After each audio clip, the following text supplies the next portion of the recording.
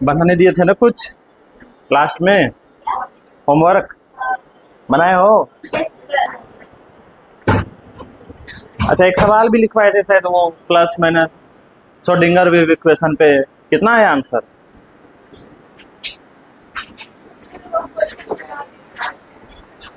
हाँ, कौन वाला?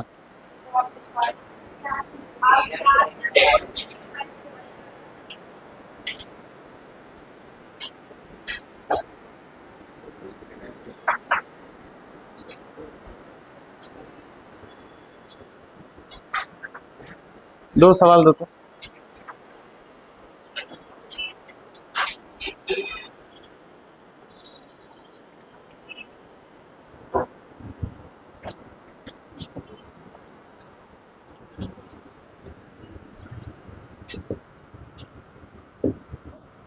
आज इस चैप्टर को एंड करेंगे तो कोई बीच में ये चिल्ला चोटी नहीं करेगा कि भूख लग गया, सर जल्दी छोड़िए।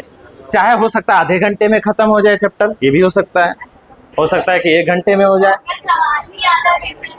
ठीक हो सकता है तुम्हारा सहयोग रहे तो। ठीक है, लास्ट टॉपिक होगा क्वांटम मैकेनिकल मॉडल। ठीक है, चैप्टर एंड हो जाएगा। तो कल के लिए क्यों छोड़ना है, आज खत्म करेंगे। ठीक है, हाँ हाँ हाँ, सब उसी का पार्ट। अरे फिर वही जब खत्म हो जाए। अभी से ही रोना शुरू हो गया इन लोगों का। फाइंड अनसर्टेनिटी इन पोजीशन।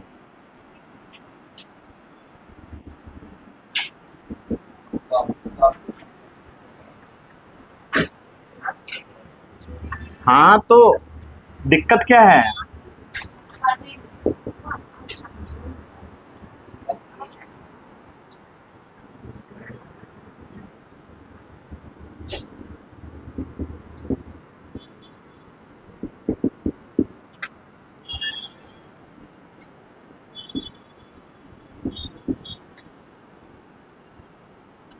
उसके बाद कितना 10 पे पावर 2 है कि 3 है?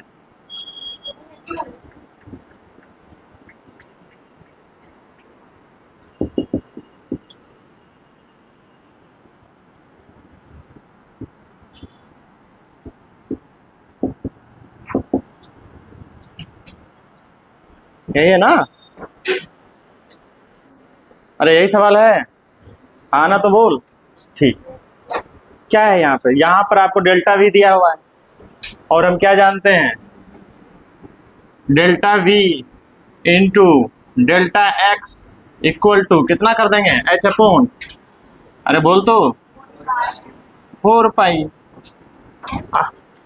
यही है ना फॉर्मूला? हाँ, 4 पाई एम, सॉरी 4 पाई एम, यही है ना? ठीक, तो यहाँ पर आपको डेल्टा वी दिया हुआ है पहले वाले केस में। पहले वाले केस में हो जाएगा 10 पे पावर -4 दिया हुआ है आपको, मीटर पर सेकंड पुट कर देना। डेल्टा एक्स पूछा गया है, एच आपको पता है 6.626 इंटू 10⁻, कितना बोल, -34 जूल सेकेंड। पाई का वैल्यू पता है आपको, मास ऑफ इलेक्ट्रॉन पता है आपको, यहां से ये नहीं आ जाएगा, कैलकुलेशन है। दूसरा वाला में ये दिया हुआ है, डेल्टा वी यही तो है। अरे अनसर्टेनिटी इन पोजीशन, अगर मैं ऐसे लिखूं कि अगर आप एग्जैक्ट वैल्यू है 10, इसमें एरर जो आएगा वो ±0.1 आएगा। इसका मतलब है क्या है, या तो आप फाइंड कर रहे हैं तो 10.1 आ जा रहा है, या फिर 9.9 आ जा रहा है। ये सब क्या है, एरर है। तो एरर तो यही है ना, एरर मतलब अनसर्टेनिटी। तो यहां पर अनसर्टेनिटी कितना है, 10 पे पावर 2 मीटर पर सेकेंड, बाकी यही चीज है। अरे बाकी वही चीज है। तीसरा वाला में देख, कह रहा है कि इसका इतना % अनसर्टेनिटी है, तो 10⁻⁶ का कितना 0.1%, कितने हो गए ये 10⁻3, तो यहां पे हो गया कितने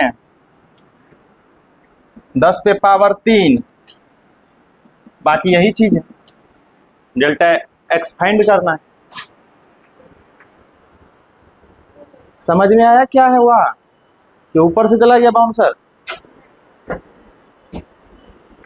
हमको यही तो दिया हुआ है, पहला दूसरा तीसरा, इसमें तो डायरेक्ट दे दिया इतना है, और इसमें एरर ये है, छोटी क्वांटिटी ही तो एरर होगा, ऐसा थोड़ी ना कि एग्जैक्ट वैल्यू है 1, एरर आ रहा है 100, ऐसे थोड़े होता है। एरर मेन डिजिट से तो छोटा ही होगा, तो छोटा वाला होगा, प्लस माइनस, ये है एरर, और इसका इतना परसेंट, तो इसका परसेंट निकाल लिए, कितना निकल के आएगा 10⁻3। यहाँ डेल्टा भी पुट कर दिए, यहाँ डेल्टा एक्स फाइंड करना है आपको, बाकी सब कुछ वही रहे। अरे कुछ नहीं है इसमें, खामखा आप इसको हार्ड सवाल बनाए हुए। समझ में आया? पक्का? आगे बढ़े? ठीक, इसको सॉल्व कर लेना, कि सॉल्व करेंगे तो फिर टाइम जाएगा, फिर उधर, समझ रहे हो आपको, फिर आपको लंबा बैठना पड़ेगा। मिटा दूं?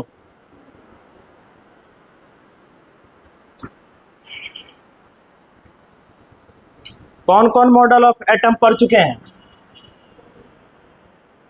बताओ, हिस्ट्री बताओ।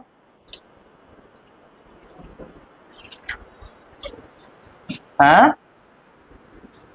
शुरुआत कहां से हुआ था? थॉमसन से।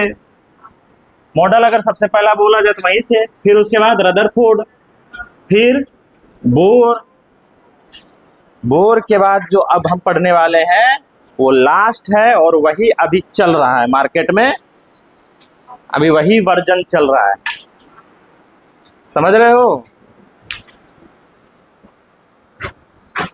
तो हेडिंग डालिए, quantum mechanical model of an atom.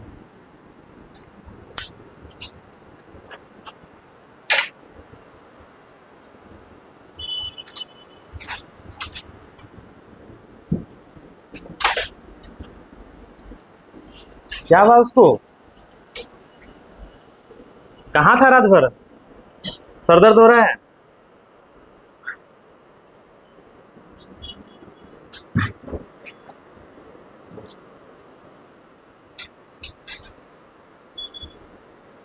Quantum mechanical model,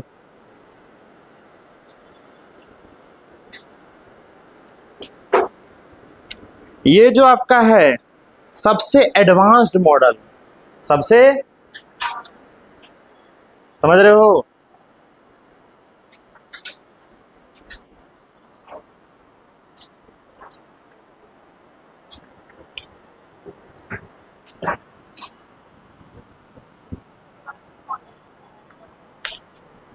तुम लोग कुछ नया करना तो फिर हम वो पढ़ा रहे होंगे बच्चों को, फिर क्रेडिट भी देंगे कि मेरा स्टूडेंट था एक, उसने खोजा ये नया मॉडल। अगर तब तक रहे तो जल्दी खोजना, इसलिए कह रहे जल्दी खोजना, ठीक है? पता चला 20 30 40 साल के बाद खोजा, तब तक तो हम निपट गए।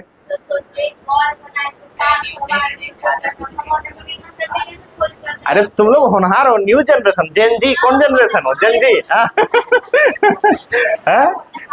तो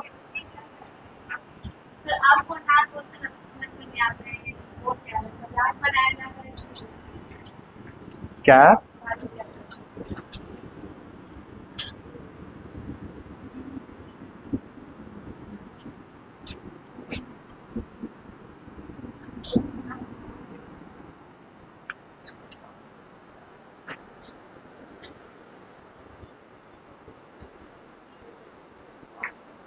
ये क्वांटम मैकेनिक्स क्या है, पहले वो समझो।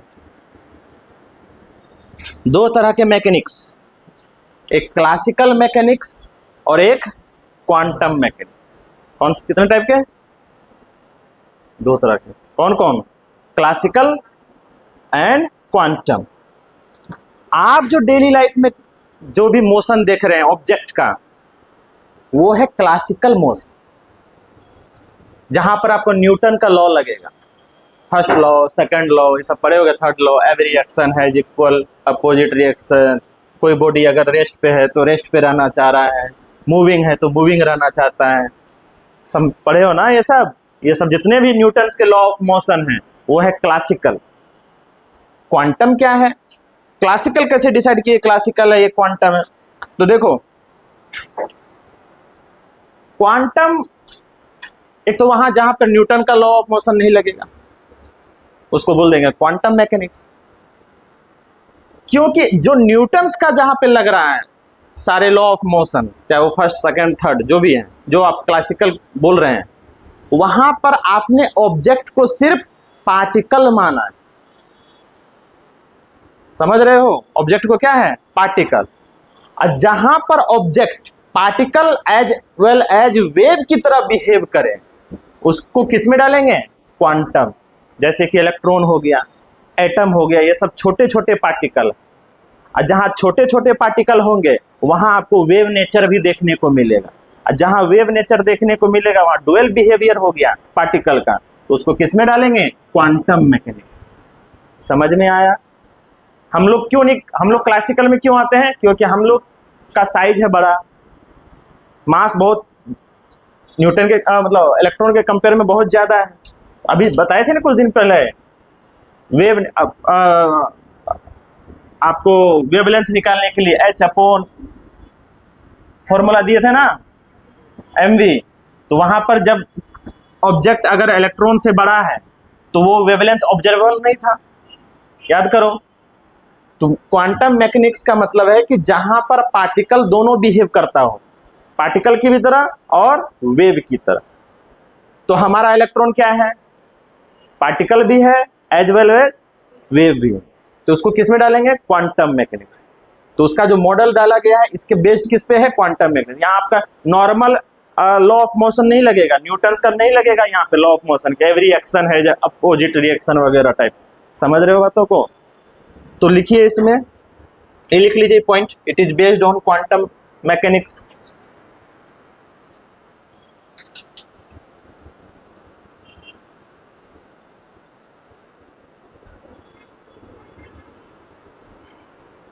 लिख लिए?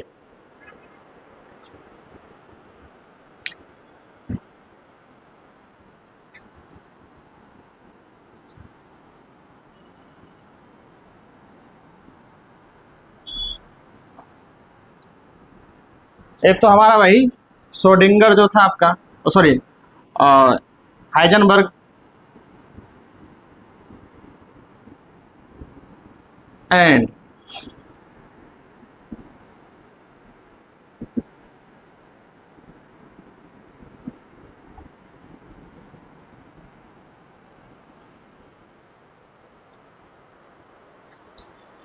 इसका क्रेडिट किसको जाता है इस मॉडल का? इनफैक्ट क्वांटम मैकेनिक्स का ही क्रेडिट जाता है इन दोनों को, श्रोडिंगर को और हाइजेनबर्ग को। हाइजेनबर्ग बताया था ना कि आप एग्जैक्ट पोजीशन या एग्जैक्ट उसका मोमेंटम एक साथ नहीं बता सकते, कुछ ना कुछ एरर आएगा। क्लियर है ये? ठीक।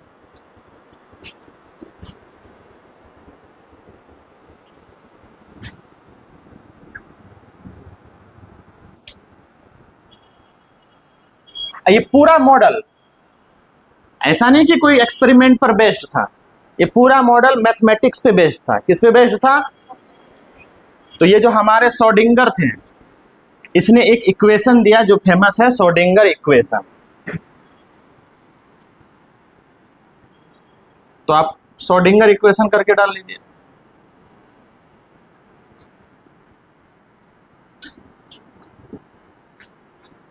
ये मॉडल प्योरली किस पे बेस्ड था? मैथमेटिक्स पे। क्लियर है ये?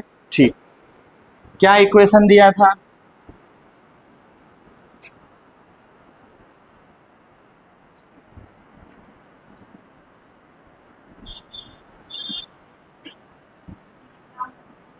बताएंगे?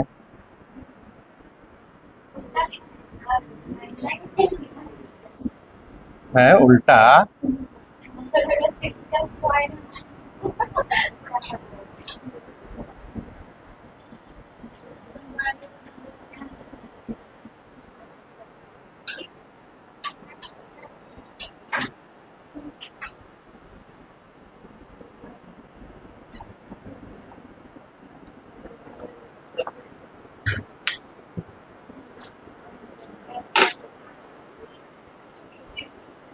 ये इक्वेशन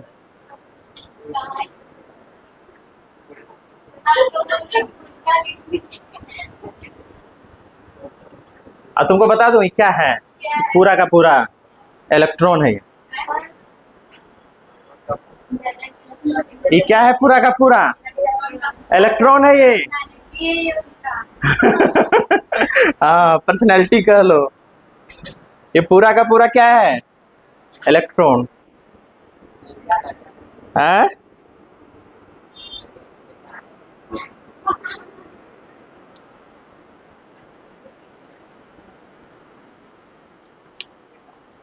पूरा का पूरा क्या है? इलेक्ट्रॉन स्क्वायर है।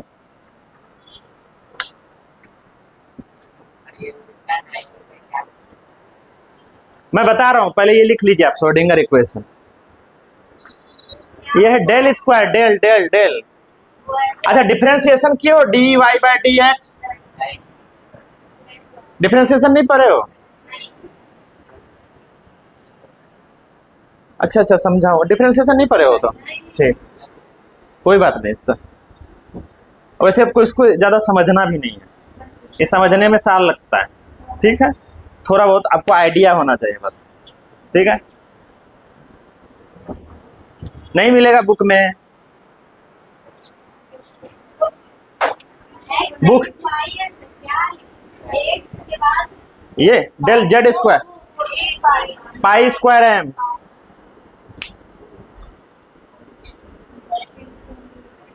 ये क्या है? एच स्क्वायर है, प्लांक्स कांस्टेंट। अरे प्लांक्स कांस्टेंट वाला एच है ये। ले एन लग रहा, मेरा है इस तरह का भाई। अब लग रहा है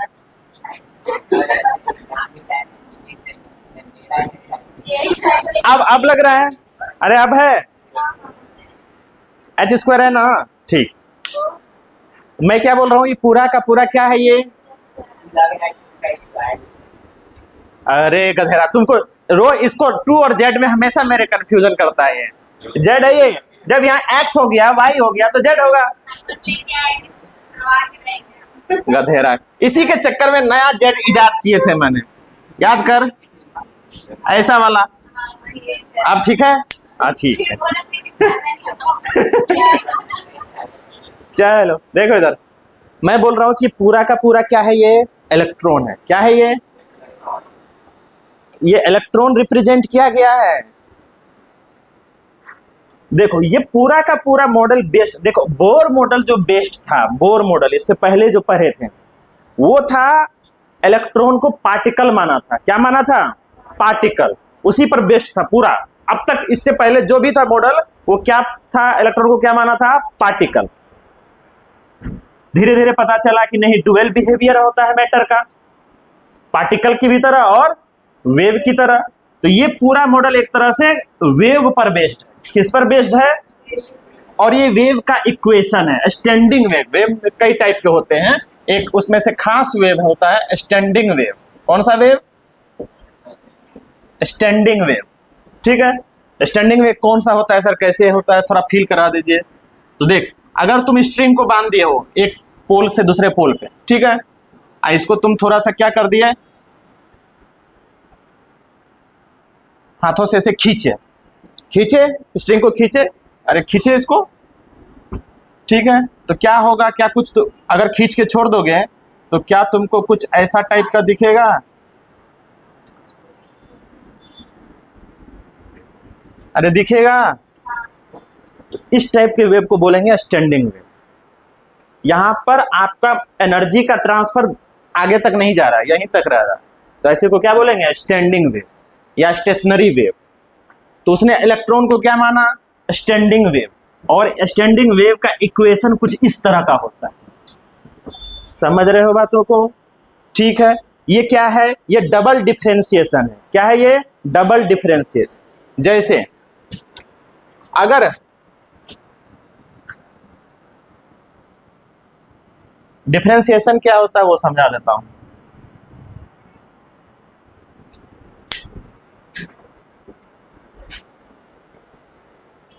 जैसे ये मार्कर है, अगर इसको हम छोटे छोटे पार्ट्स में डिवाइड करें, कर दिए छोटे छोटे पार्ट्स में, जो सबसे छोटा पार्ट है उसको मैंने बोल दिया dx, सबसे छोटा। ठीक है, डिफरेंशिएशन का एकदम उल्टा होता है इंटीग्रेशन। सुने हैं नाम? अरे नाम सुने हैं इंटीग्रेशन वगैरह? नहीं सुने हैं? अगर आप 11th 12th में है तो भर भर के इंटीग्रेशन पढ़िएगा अगर आपका मैथ है। ठीक है, इसको मैंने डिवाइड किया, सबसे छोटा जो है उसको क्या बोला मैंने dx। अगर मैं इसको इंटीग्रेट कर दूं, अगर वापस से सपोज करो ऐसा पावर हो कि अगर वापस से उस छोटे छोटे चीज को जोड़ूंगा तो वापस से मार्कर मिलेगा ना, ये उसको बोलेंगे इंटीग्रेशन। डिफरेंशिएशन का मतलब कि आप डिवाइड कर रहे हैं, छोटे लेवल तक जा रहे हैं, तो उसको बोल देंगे डिफरेंशिएशन। डबल डिफरेंशिएशन है ये, डबल डिफरेंशिएशन। अगर पार्शियल लिखा जाएगा तो डेल करके लिखेंगे, अगर पार्शियल नहीं लिख रहे हैं तो फिर ऐसे करके लिखेंगे dy बाई dx, ऐसे करके आता है, रिप्रेजेंटेशन होता है। जैसे मान लो अगर आपका वेलोसिटी है, वेलोसिटी का आप डिफरेंशिएशन कर रहे हैं टाइम के रेस्पेक्ट में, तो फिर आपको मिल जाएगा एक्सेलरेशन। ये सब पढ़ेंगे आप फिजिक्स में, लंबा चौड़ा है ये सब। ठीक है, डिफरेंशिएशन इंटीग्रेशन ये मैथमेटिकल टूल्स है, मैथ में भी पढ़िएगा और फिजिक्स में भी पढ़िएगा। तो बस आप इतना जानिए कि डबल डिफरेंशिएशन क्या है, ये डबल डिफरेंस। इस इक्वेशन पे ज्यादा दिमाग लगाने की जरूरत नहीं है, बस हाँ इसको बोलते हैं, इसको जो बोलते हैं अभी लिखवा दे रहा हूं, देखो यहाँ क्या है, ये जो है ये इसको बोलते हैं जाई, कोई साई भी बोलता है, स्पेलिंग होता है PSY, या तो कोई साई जाई दोनों चलता है। हाँ PSI, तो जाई पर हो या साई। ठीक है, और आपको ई है वहां पर, ई है आपका काइनेटिक एनर्जी, और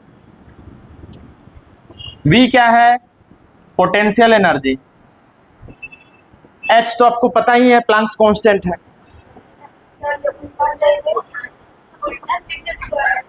अरे ये बताए ना भाई कि ये डिफरेंशिएशन को रिप्रेजेंट करते हैं। किसको रिप्रेजेंट करते हैं? डिफरेंशिएशन को। यहाँ स्क्वायर का मतलब बता रहा है कि डबल बार डिफरेंशिएट किए। क्या इसको बोलेंगे डेल स्क्वायर साई या जाई, जो भी बोल रहे हैं आप, डेल स्क्वायर।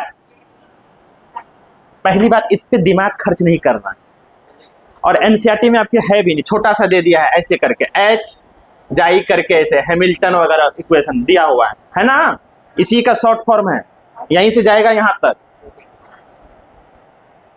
मैंने ये इसलिए बता दिया है कि हो सकता है कल चल के आपको सीट में मिले तो देख के डरना नहीं। हाँ अरे मॉड्यूल में मिले आपको अगर, इसीलिए इस पर क्वेश्चन नहीं रहेगा, सिर्फ ये पूछा जाएगा कि यहां पर साई क्या है। समझ रहे हो? तो साई आपको बता दे रहा हूं, साई लिख लीजिएगा। ये लिख चुके हैं पक्का? तो लिखिए यहां पर H क्या है, प्लैंक्स कांस्टेंट है, वेयर H क्या है, प्लैंक्स कांस्टेंट है, E क्या है, साई है, या जाई बोल लो, E लिख लो, sorry kinetic energy, potential energy है, टोटल एनर्जी सॉरी, और E V क्या है, पोटेंशियल एनर्जी है। कल चल के सीट में या मॉड्यूल में आपको मिले तो आपको थोड़ा बहुत आइडिया होना चाहिए, इस पे ज्यादा चीर-फाड़ करने की जरूरत नहीं है, आपके काम का नहीं है। हाँ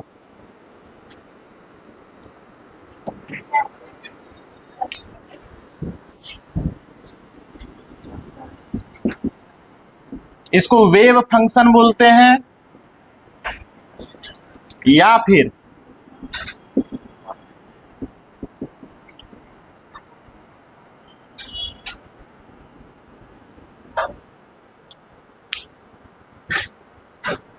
और आपको बता दो कहीं से आया नहीं है फॉर्मूला। थोड़ा सा इंटरेस्टिंग स्टोरी सुना देता हूं। ये प्रिडिक्ट किया गया था किसके द्वारा? ये जो श्रोडिंगर प्रिडिक्ट किया हुआ, ये अनुमान लगा के बनाया है ये। हाँ सच बात है ये। और इससे इनफैक्ट एक कहानी बता देता हूं उसका।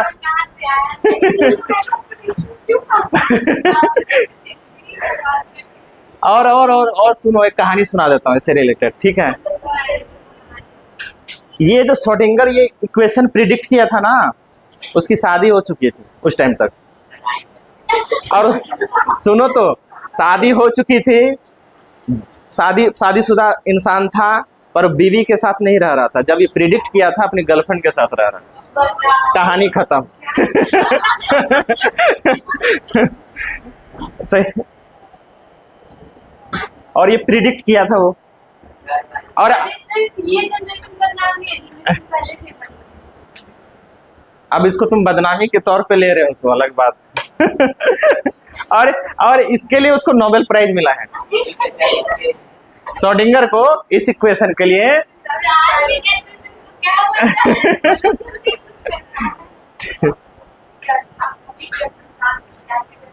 अरे ये लिख चुके हो, ठीक। तुम लोग डिफरेंशिएशन इंटीग्रेशन कुछ भी नहीं पढ़े हो, हल्का सा भी नहीं?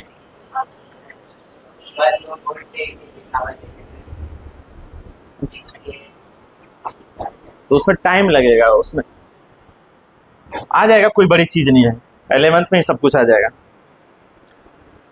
तो फिलहाल जान लो कि ऐसा कुछ इक्वेशन होता है। इक्वेशन प्रिडिक्ट किया गया किसके द्वारा? श्रोडिंगर के द्वारा।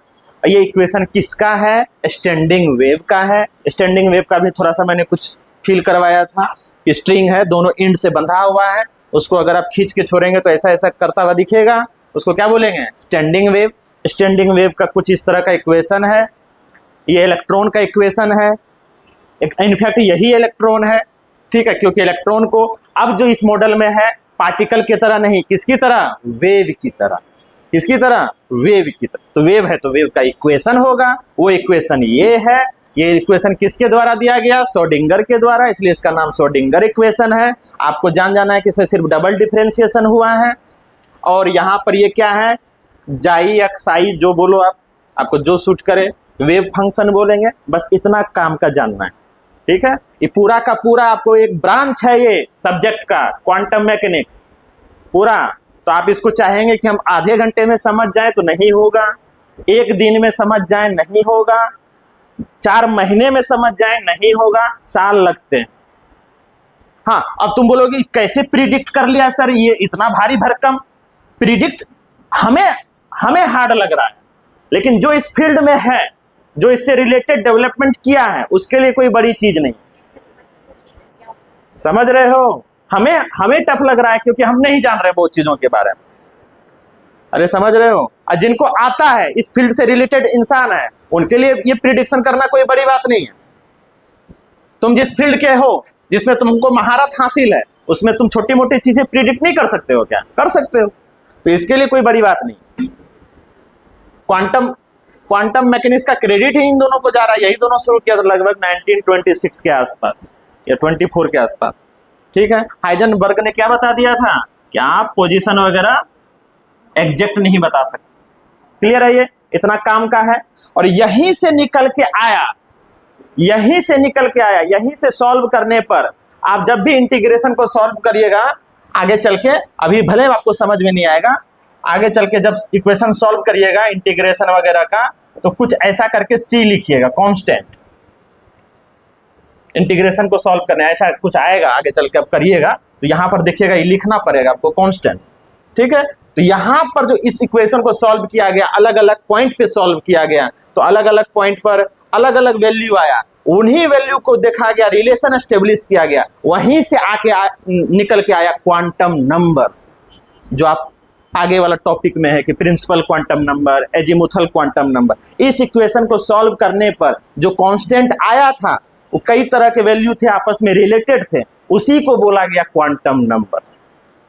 मैं चाहता तो डायरेक्ट क्वांटम नंबर से शुरू करता, लेकिन मैं थोड़ा सा कहानी आपको बता दिया कि कहां से आया है, इसलिए उसका नाम क्वांटम मैकेनिकल मॉडल है। इस तरह का इक्वेशन है, इसलिए उसका नाम क्वांटम नंबर पड़ा।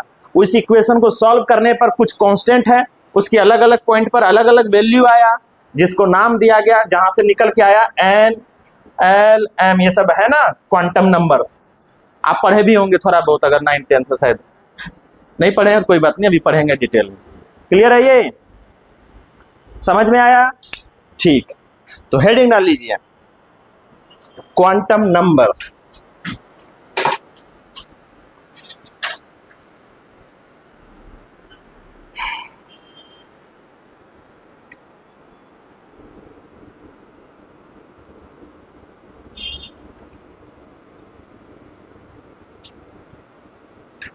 तो पहला प्रिंसिपल क्वांटम नंबर।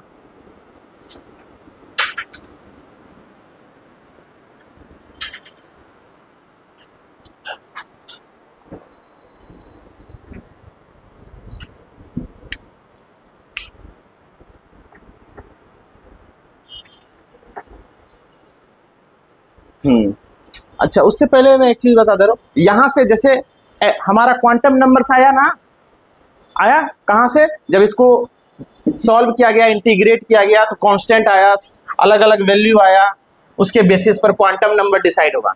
आपको यहीं पर एक कॉन्सेप्ट आएगा, इसी का जाई स्क्वायर का वैल्यू ये होता है probability. Probability to find an electron called orbital। Orbital का कॉन्सेप्ट यहीं से आया। ऑर्बिटल, ये ऑर्बिटल क्या होता है वो समझ लो। ये तो बता चुका था कि आप एग्जैक्ट पोजीशन, एग्जैक्ट मोमेंटम नहीं बता सकते, हाइजेनबर्ग बताया था ना। ठीक, तो देख, आप बस प्रिडिक्ट कर सकते हैं कि हाँ इस रेंज में होगा, यहां यहां हो सकता है। तो उस जो प्रोबेबिलिटी है आपको इलेक्ट्रॉन मिलने का, उस एरिया को क्या बोला गया? ऑर्बिटल। जैसे समझो इसको, अगर मेरे घर से कोई आए खोजने के लिए, ये कहां है, तो इस टाइम पे लगभग 11 से 12:30 तक मेरा क्लास चलता ही है। तो सबसे पहले कहां आएगा वो? कंकरबाग का एरिया आएगा। कंकरबाग का एरिया आएगा, फिर मेरा मौजूदगी का सबसे ज्यादा चांसेस कहां पर है? इस इंस्टीट्यूट में, जो आपका इंस्टीट्यूट है, यहां पर सबसे ज्यादा प्रोबेबिलिटी है ना मेरे मिलने का। इंस्टीट्यूट आएगा तो उसमें भी सबसे ज्यादा प्रोबेबिलिटी कहां है मिलने का? क्लासरूम में है। इस क्लासरूम में मिलने का प्रोबेबिलिटी सबसे ज्यादा। इस क्लासरूम में भी सबसे ज्यादा प्रोबेबिलिटी कहां है मेरे मिलने का? यहां पर, इस एरिया में। तो ये जो एरिया है मेरे लिए ऑर्बिटल होगी। जरूरी नहीं है कि हम मिल ही जाएंगे यहां पे, ये 100% गारंटी नहीं है कि अगर कोई आए घर से मेरे खोजने के लिए और हमको इस टाइम पर खोजे, तो जरूरी नहीं है कि यहां मिल जाए। हो सकता है किसी दिन मेरा तबीयत खराब हो, हम कहीं और। लेकिन मैक्सिमम चांस क्या है मिलने का? कहां पर है चांस मेरे मिलने का? इस एरिया में, क्लासरूम का वो कोना में नहीं। हाँ, हो सकता है कि उस कोने में हो सकता है हम तुम्हारा कॉपी चेक करने के लिए गए हो, एक पल के लिए गए हो सकता है कि उस टाइम पे वहां हो। लेकिन मैक्सिमम प्रोबेबिलिटी कहां है? कौन सा एरिया है? ये जो आपका बना हुआ है स्टेज, यहीं पर है ना। तो इस इलेक्ट्रॉन के मिलने की सबसे ज्यादा पॉसिबिलिटी जहां पर है, उसी को बोलेंगे ऑर्बिटल। अगर मान लो इस रूम में एक मिठाई का डब्बा रख दूं और एक मक्खी आए इस रूम में, तो मक्खी तो पूरे रूम में जा सकता है, कहीं भी बैठ सकता है जाके। लेकिन क्या लगता है सबसे ज्यादा चांसेस कहां है मधुमक्खी मिलने का, मक्खी मिलने का? जहां मिठाई का एरिया है, उसी के आसपास ज्यादा घूमेगा। तो वो जो आप एग्जैक्ट तो नहीं बोल सकते कि हाँ यहां पर मान लो मिठाई का डब्बा है तो मक्खी यहीं पर होगा, एग्जैक्ट तो नहीं बता सकते। हाँ इतना जरूर कर सकते हैं कि मक्खी इधर ही आसपास में कहीं होगा। अगर ये पूरा रूम है तो हो सकता है मक्खी यहां भी हो, मक्खी यहां भी हो। लेकिन अगर ये मिठाई का डब्बा है तो मैक्सिमम चांस है, मैक्सिमम पॉसिबिलिटीज है, मैक्सिमम संभावना है, प्रोबेबिलिटी है कि मक्खी यहीं इर्द गिर्द होगा। तो ये जो आपने एक बना दिया, एक घेरा बना दिया, इसको बोल दिया गया ऑर्बिटल। समझ रहे हो? इक्वेशन की मदद से इलेक्ट्रॉन का मिलने की कहां प्रोबेबिलिटी ज्यादा है वो निकाला गया, जिसको जाई स्क्वायर बोले, और उसको क्या नाम दिया गया? ऑर्बिटल। ऑर्बिटल का मतलब समझ में आया? जहां पर इलेक्ट्रॉन की मिलने की पॉसिबिलिटी सबसे ज्यादा हो। आप एनसीईआरटी निकालिए और थोड़ा सा देखिए, उसमें निकालिए एनसीईआरटी।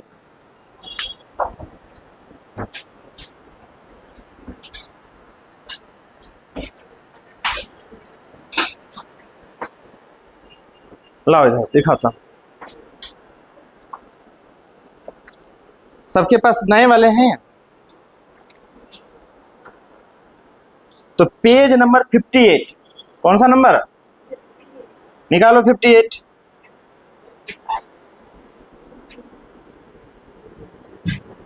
अरे 58 निकालो ना रे कथा। हाँ देखो यहां पर कोने में दिख रहा होगा, यहां पे ऐसा कुछ दिख रहा है। यहां पर जो दिखाया गया है आपको, देखो एकदम क्लाउड करके, क्लाउड करके एक घेरा तो घेर दिया गया, लेकिन देखो क्लाउड घेरे के उस तरफ भी है हल्का सा। कहने का मतलब है कि इलेक्ट्रॉन जो है आपका, इलेक्ट्रॉन जैसे मान लो इलेक्ट्रॉन यहां मिलने के चांसेस सबसे ज्यादा है, इसको बोल देंगे इलेक्ट्रॉन क्लाउड। अगर ये स्फेरिकल टाइप का है, जैसे मान लो हमारा ऑर्बिटल तुम बनाओगे तो कुछ इस तरह के शेप का बनाओगे कि इसी आसपास में होगा, मैक्सिमम चांस है मिलने का सर का। हो सकता है कि हम वहां भी हों, आपका कॉपी चेक करने के लिए गए हो, आपको दो चार को कान के नीचे खर्चा पानी देने गए हो सकते हैं, लेकिन मैक्सिमम चांस कहाँ है? यहां। तो ये हमारा क्या हो गया? ऑर्बिटल। ये कैसे डिसाइड हुआ? इसी इक्वेशन को सॉल्व करने के बाद हर एक पॉइंट पर चेक किया गया। क्लियर है ये? तो उसको क्या नाम दिया गया? ऑर्बिटल। कभी कभी आपको डिफरेंस करने के लिए आएगा कि what is difference between orbit and orbital. Orbit का चर्चा तो आपको क्या कहते हैं, बोर मॉडल में आया था कि हाँ एक सर्कुलर पाथ है जहां पर इलेक्ट्रॉन रिवॉल्व करता है, पर ऑर्बिटल क्या है? इलेक्ट्रॉन मिलने की प्रोबेबिलिटी जहां सबसे ज्यादा है, उसको क्या बोलेंगे? ऑर्बिटल। क्लियर है ये? यहीं से सॉल्व करके ही जाई स्क्वायर की वैल्यू निकाली गई हर एक पॉइंट पर, उसके आधार पर ऑर्बिटल डिसाइड होगा। कई तरह के ऑर्बिटल अभी आने वाले पढ़ेंगे अभी। क्लियर है ये? तो यहां पर आप गौर से देखिए, यहां पर क्लाउड दिखाया गया है। क्लाउड का मतलब है कि इलेक्ट्रॉन इसमें से कहीं पर भी हो सकता है। क्लियर है ये? जैसे कि मान लीजिए पंखा अगर आप देखिएगा जोर से घूम रहा है तो आपको पंखा एक क्लाउड की तरह दिखेगा, धुंध की तरह, एग्जैक्ट नहीं दिख रहा है। एग्जैक्ट ब्लेड दिख रहा है क्या उसका? क्लाउड जैसा दिख रहा है ना, तो उसमें से कहीं पर किसी पॉइंट पर कभी भी हो सकता है वो। क्लियर है ये? इसीलिए वो फोटो दिखाया गया, देखो वहां पर वो क्लाउड को रिप्रेजेंट किया गया, उसको ऑर्बिटल बोला गया। ठीक है, तो चलिए पहला डेट डालिए। कौन सा डाले हैं? Principal quantum number. लिखिए, इट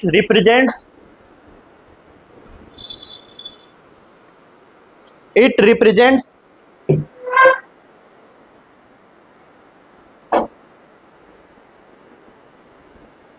the cell of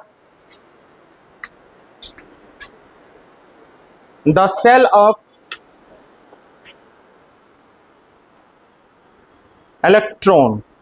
एगो एनसीईआरटी देखो तो, the cell of electron।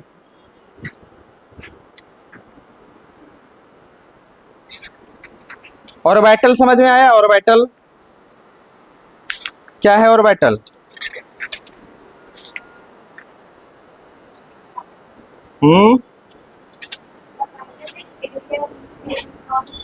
हाँ वो एरिया नहीं, वॉल्यूम बोलो, वॉल्यूम 3D में। ठीक है, हाँ हाँ हाँ, वेरी गुड। ठीक,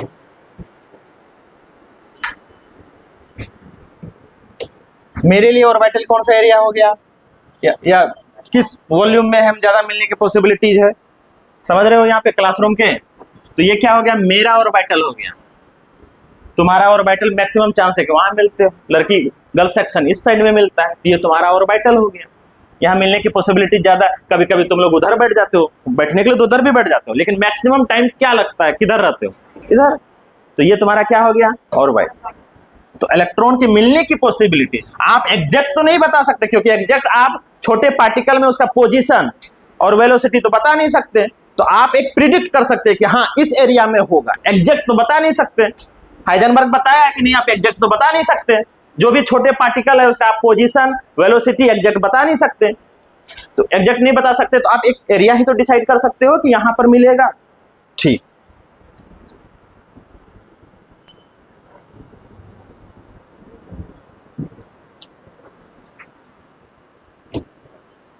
कैसे निकाला गया था, इसी इक्वेशन को सॉल्व करने पे, श्रोडिंगर इक्वेशन।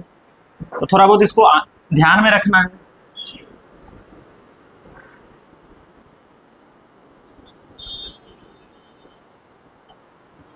अब ये जो पढ़ रहे हैं हम क्वांटम नंबर्स, एक तरह का समझ लो ये इलेक्ट्रॉन का आधार कार्ड है।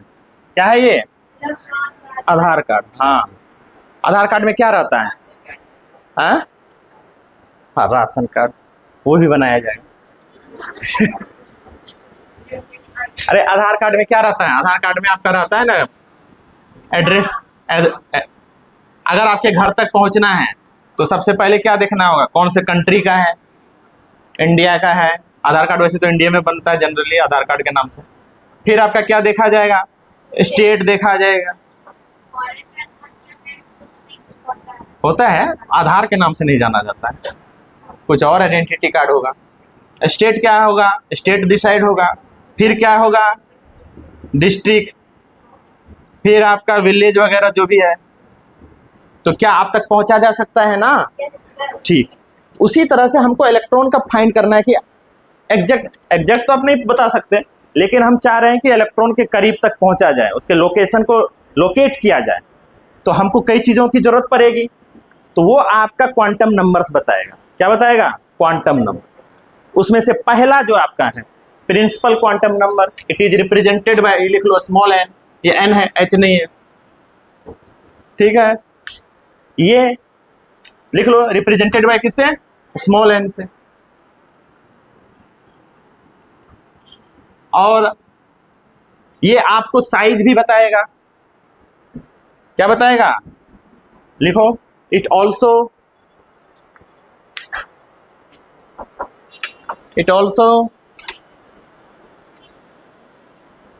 represents size of an orbital, size of an orbital।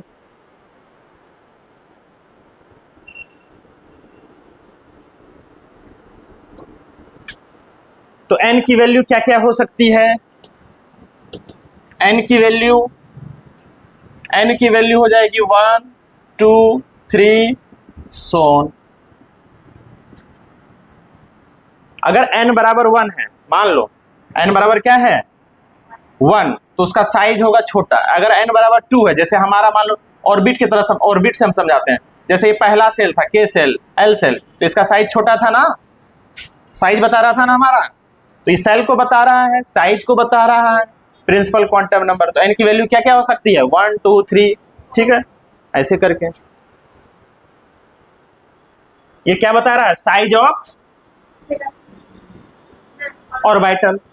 दूसरा एजीमुथल क्वांटम नंबर डालिए।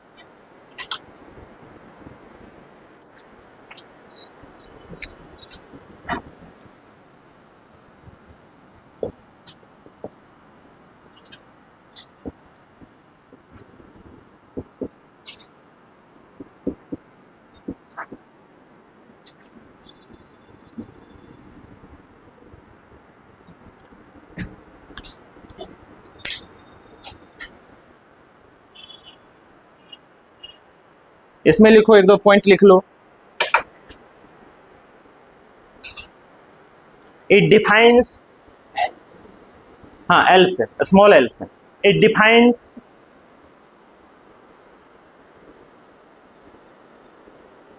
The three dimensional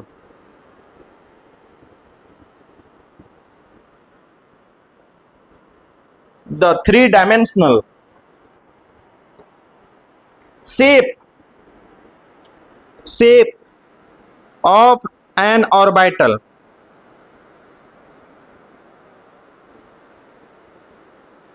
and number of subcell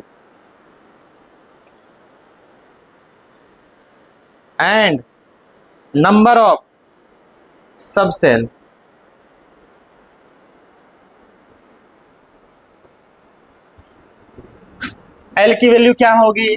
देखो एल की वैल्यू आपकी होगी 0 से 0 1 2 3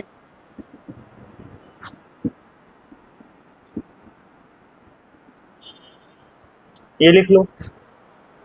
एल की वैल्यू क्या हो सकती है?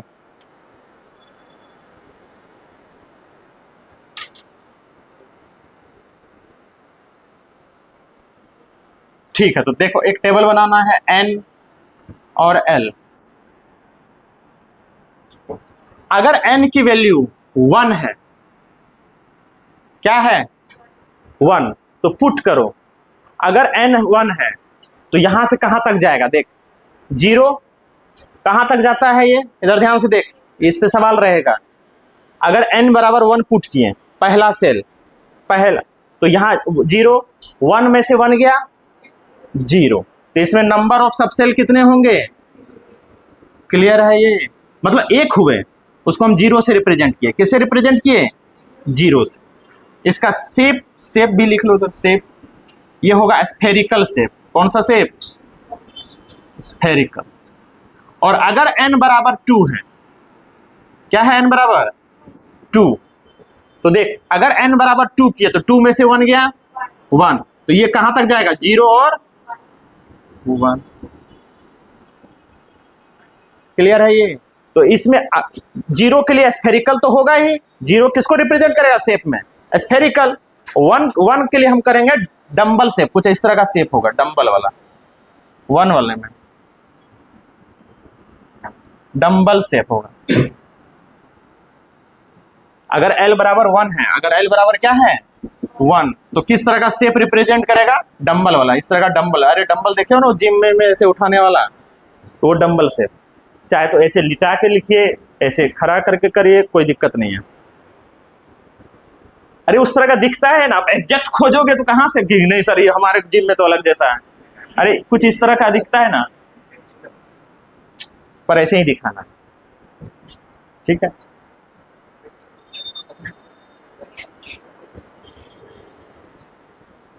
चलिए बता, n बराबर अगर 3 होगा तो क्या क्या होगा? 0 1 2। तो देखो इस वाले को बोलेंगे s p, यहां हो गया s और ऑर्बिटल p और d। या इसको ऐसे करके लिखिए, ऐसे ऐसे टेबल बनाओगे तो ज्यादा सही रहेगा। रुको रुको थोड़ा, ज्यादा, अरे ज्यादा क्लियरिटी आएगा।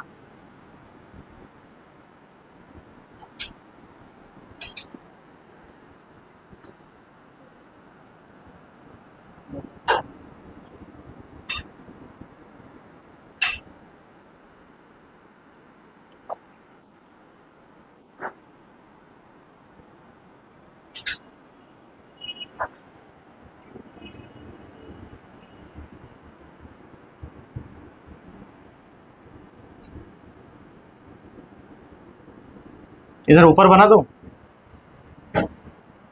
जब L इक्वल टू 2 आ जाए तो उसमें डबल डंबल, ये क्या है? Double dumbbell. क्लियर है? ये सब शेप आपको याद रखने हैं।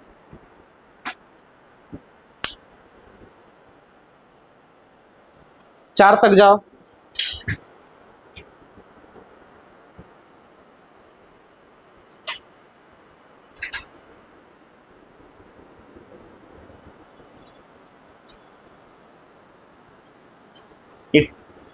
टेबल समझ में आ रहा कैसे बना रहा हूं मैं ये?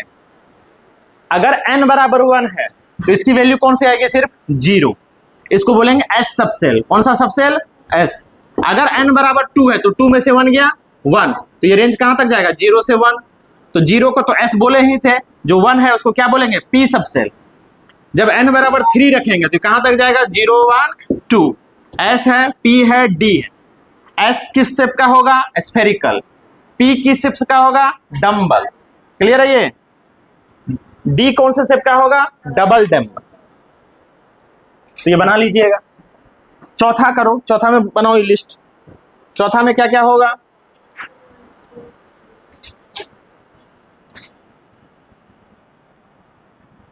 अगर n बराबर 4 है तो l बराबर क्या क्या होगा 0 1 2 3।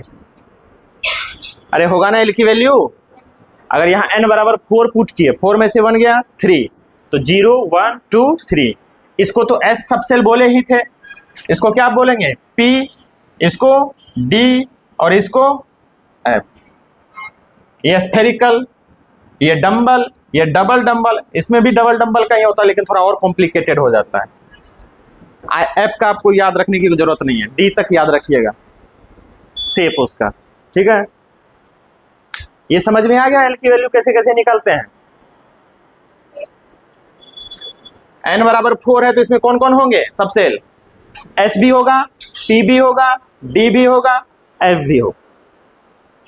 एक तरह से समझ लो जैसे कि एक तरह से तुम बिल्डिंग बना रहे हो कि ग्राउंड फ्लोर पे इतने रूम होंगे, फर्स्ट फ्लोर पे इतने रूम होंगे, थर्ड फ्लोर पे इतने रूम होंगे, रूम का क्या क्या शेप होगा वो भी डिसाइड कर रहे हो। एक तरह से तुम पूरा अपार्टमेंट बना रहे हो। ये भी डबल डंबल का ही होता है लेकिन थोड़ा और कॉम्प्लिकेटेड हो जाता है, उसमें और बीच बीच में सर्कल देखने को मिलेगा। हाँ, डबल डंबल ही समझ लो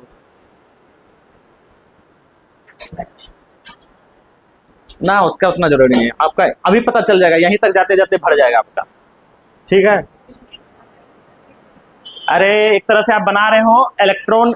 इलेक्ट्रॉन देखो, हम लोग समाज में रहते हैं तो समाज में भी रहने का एक तरीका है ना। क्या है तरीका, ऐसा थोड़े ना कि तुम जंगल में मिलते हो। कॉलोनी होता है, कॉलोनी बसाने का एक तरीका होता है। नदी के किनारे जनरली आपको मिलेगा, शहर मिलेगा। तो ये बिल्डिंग बन रहा है एक तरह से इलेक्ट्रॉन के रहने का। तो अगर मान लो n बराबर 1 है तो उसके पास कितने होंगे, अगर मान लो n बराबर 1 है तो उसके पास सबसेल होगा इतने ही। कितने, सिर्फ एक। कौन सा सबसेल, s। अगर n बराबर 2 हो गया, अगर आप हायर लेवल पे चले गए, अगर और हायर लेवल पे चले गए तो उसके पास 2 होंगे। कौन कौन सबसेल, 0 और 1। ठीक है, तो 0 वाले को तो s आपने बोला ही था। जो अब फिर नए मान लो लोक संख्या बढ़ गया तो नए बिल्डिंग बनाए जाते हैं, घर बनाए जाते हैं। अभी तुम लोग शादीशुदा नहीं हो तो 1 कमरे हैं। संख्या बढ़ेगा 2 कमरे होंगे, बच्चे बढ़ेंगे 3 कमरे होंगे, बढ़ेंगे ना ये सब चीजें। तो वो भी बढ़ रहा है, इसलिए इसको बोला जाता है इलेक्ट्रॉनिक कॉन्फ़िगरेशन। इलेक्ट्रॉन का मतलब अरेंजमेंट कि कम है तो यहां तक है, ज्यादा हुआ तो और बढ़ेंगे, कमरे बढ़ेंगे, अरेंजमेंट बढ़ेगा। तो कुछ वही रिप्रेजेंट किया जा रहा है। क्लियर है, ये समझ में आ रहा है, कुछ लिंक कर पा रहे हो। हाँ ठीक। तो इस तरह से आपका चलता जाएगा। अगर n बराबर मान लो 5 है तो इसमें कौन से होंगे 0 1 2 3 4 तक जाएंगे, तो उसमें ये सब मिलेंगे। तो तीसरा डालिए, तीसरा डालिए। किसको, एजीमुथल या फिर एंगुलर करके भी, एंगुलर क्वांटम नंबर करके भी जाना जाता है। ठीक है, तीसरा डालिए आप, मैग्नेटिक क्वांटम नंबर। मैग्नेटिक और बाइटल कर दो तो ज्यादा सही। तीसरा मैग्नेटिक और बाइटल क्वांटम नंबर।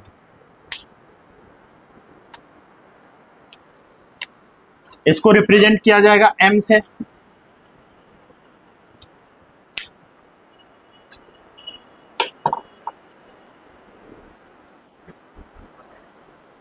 स्मॉल है, लिखो इट रिप्रेजेंट्स द स्पेशियल, ये वाला special,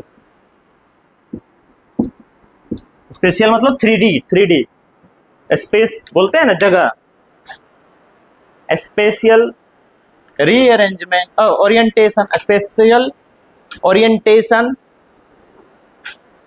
of the orbital, spatial orientation of the orbital. Orbital समझ रहे हो ना क्या है ये? क्या है? इलेक्ट्रॉन मिलने की प्रोबेबिलिटी सबसे ज्यादा। ये नहीं है कि 100% मिलेगा, इसकी कोई गारंटी नहीं है। लगभग मान लो कि अप्रोक्सीमेट 90% चांस है कि वहीं मिले। क्लियर है ये? ठीक। Spatial orientation of the orbital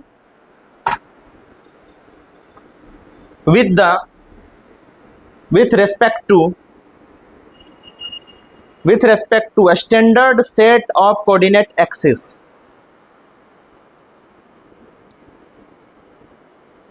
with respect to a standard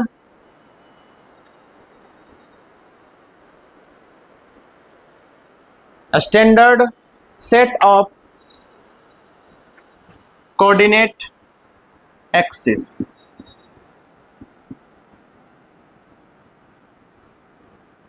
किससे रिप्रेजेंट किया जाता है? m से। m की वैल्यू क्या होगी? -L2 प्लस L, -L2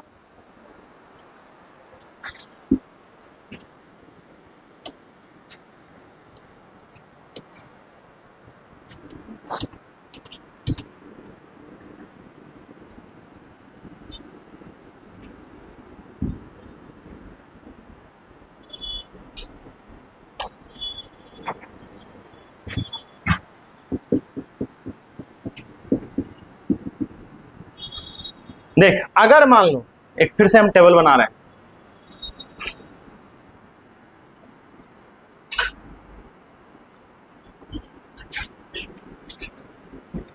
अगर n बराबर 1 है, क्या है? तो L की कितनी वैल्यू मिली थी? सिर्फ एक।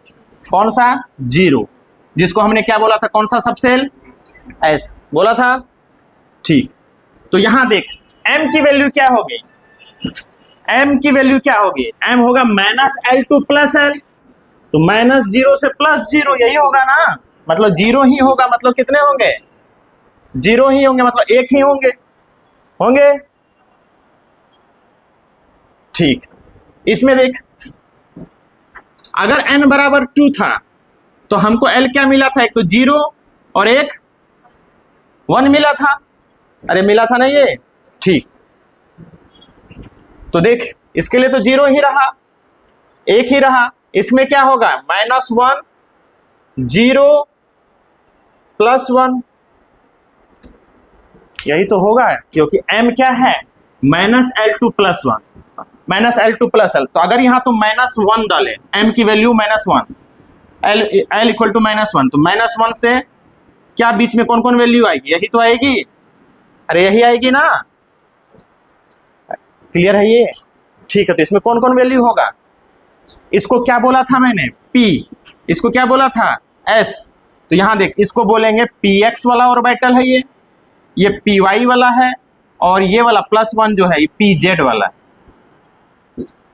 ओरिएंटेशन बता रहा है आपका किसमें? स्पेस में। तो स्पेस में ओरिएंटेशन क्या हो सकता है? या तो x डायरेक्शन में होगा, या तो y डायरेक्शन में होगा, या तो z डायरेक्शन में। क्लियर है ये? ठीक। अगर n बराबर 3 है, अगर n बराबर 3 है, तो इसकी वैल्यू कौन कौन आई थी? 0 1 और 2 आया था। 0 वाले में तो सिर्फ 1 है, 1 वाले में कितना है? -1 0 +1। अब इसमें बता 2 में क्या होगा? -2 होगा, -1 होगा, 0 होगा, +1 होगा, +2। इसमें कितने ऑर्बिटल मिले? D में। ये तो S हो गया, ये तो P हो गया, ये तो D हो गया। इसमें कितने ऑर्बिटल मिले? 5 मिले ना। 1 2 3 4 5। तो D में कितने होंगे ऑर्बिटल? 5।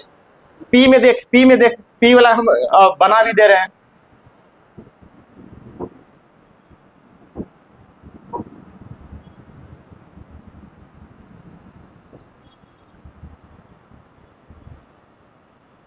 ये एक्स,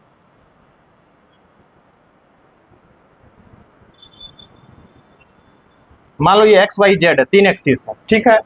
तो ये हो गया आपका वाई,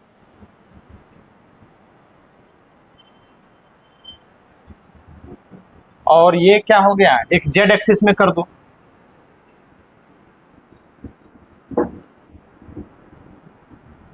तो जो ये हो गया पी एक्स, कौन से डायरेक्शन में है, देखो एक्स डायरेक्शन में है ना ये, अरे ये एक्स डायरेक्शन में है ना, या तो जैसे ये रूम है 3D है, 3D रूम है ये, तो देखो ये 3D रूम है, 3D एक्स है, वाई है, जेड है। तो अब इसका स्पेस में अरेंजमेंट क्या हो सकता है, या तो इस एक्सिस पे होगा ऐसे करके एक्स हो गया, या तो इस डायरेक्शन में होगा तो वाई हो गया, या तो इस डायरेक्शन में हो गया तो जेड हो गया। वही बताया गया है यहाँ पर, ये आपको ओरिएंटेशन बता रहा है, स्पेस में अरेंजमेंट बता रहा है। नहीं समझ में आया? ऑर्बिटल या तो इस एक्सिस पे होगा, या तो इस एक्सिस पे होगा, ये तो सामने वाला को जेड मान लो, तो या इस एक्सिस पे होगा, तो वही दिखाया गया है एक्स वाई। ये वाला कौन सा है, ये वाला है पी वाई, और ये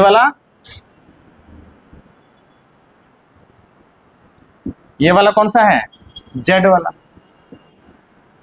तो आप बना भी लीजिएगा साइड में, पी एक्स कैसे दिखाएंगे, एक्स एक्सिस पे, पी वाई दिखाएंगे वाई एक्सिस पे। और हमको पता ही डंबल शेप क्यों बनाया हमने, डंबल इसलिए बताया कि अगर आपका पी रहेगा तो उसमें कौन सा शेप बनेगा, अभी लिखवाया है ना डंबल, और एस वाले में स्फेरिकल। क्लियर है ये?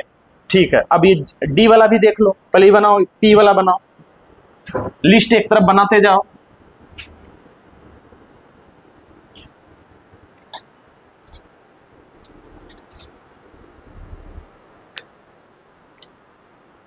आपके एनसीईआरटी में भी बना हुआ है इस तरह का फोटो, आप चाहें तो देख सकते हैं।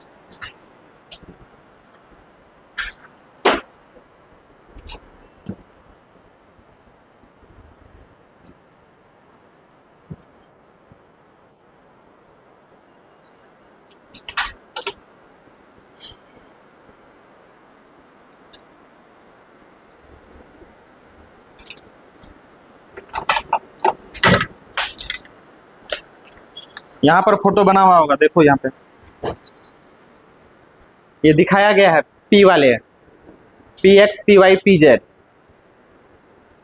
ऑर्बिटल को। पेज नंबर आपको मिलेगा वही 58 पे।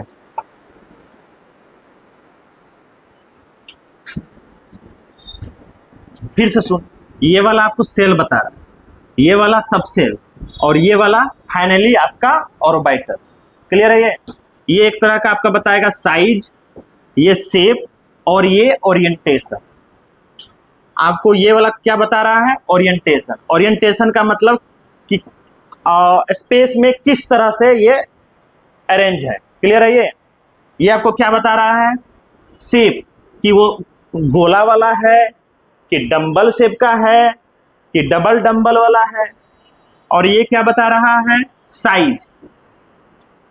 जैसे इसमें और इसमें क्या फर्क है, शेप का फर्क है कि साइज का फर्क है। क्लियर है? ये तो अगर ये 1 है मान लो, तो ये कौन सा हो गया, 2 वाला। ये आपको क्या बता रहा है, साइज। तो ये वाला क्या बता रहा है आपको, साइज। ठीक है?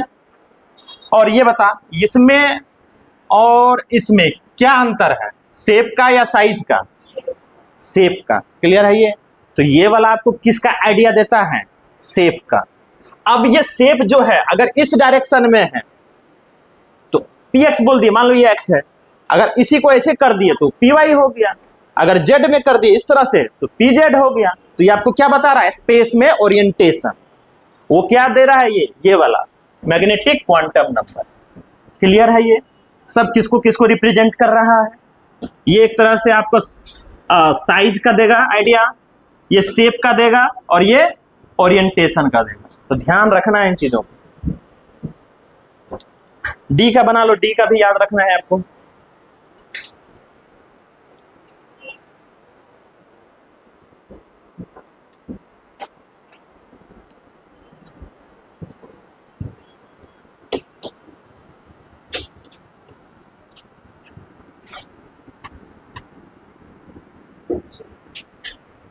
डी में कितने ऑर्बिटल बने?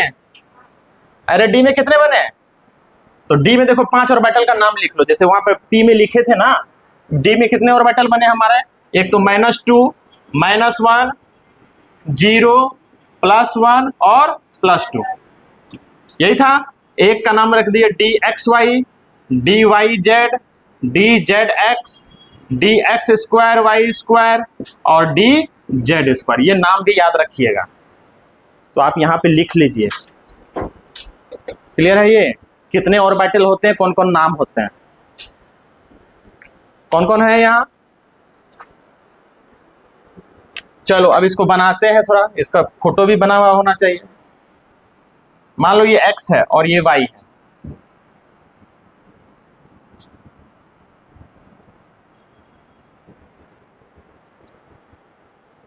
ये आपको रिप्रेजेंट किया dxy। देख, x एक्सिस है, y एक्सिस है। ये जो आपका ऑर्बिटल है x और y के बीच में एग्जिस्ट कर रहा है। कहां पर एग्जिस्ट कर रहा है? x और y के, तो इसको क्या बोलेंगे? dxy।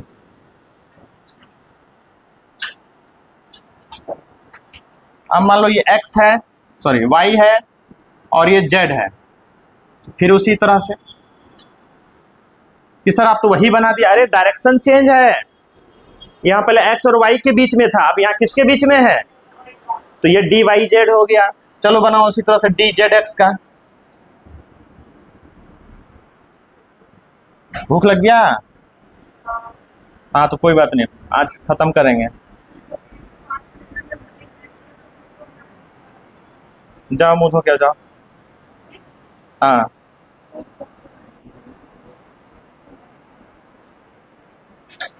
टॉपिक खत्म होगा तभी ये छुट्टी मिलेगा।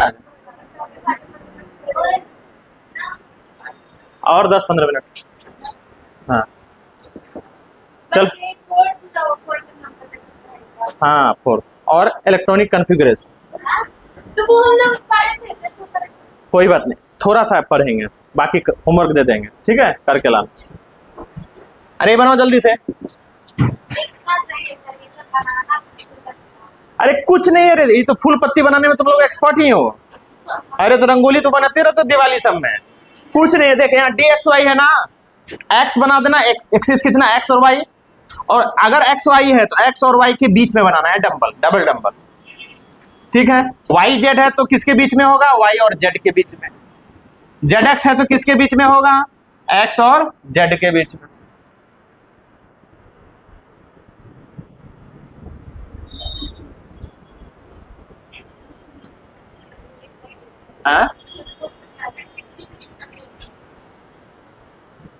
आपके एनसीईआरटी में भी है, आप चाहे तो देख ले सकते हैं वहां भी।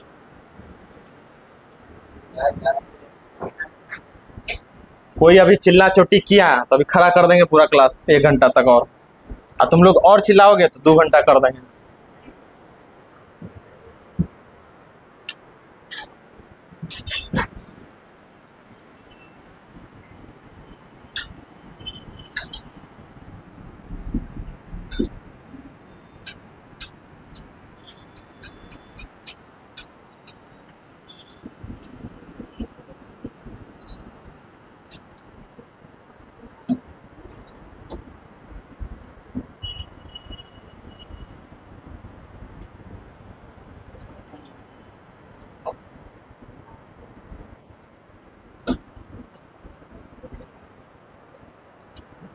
पांचवा भी बनाइए।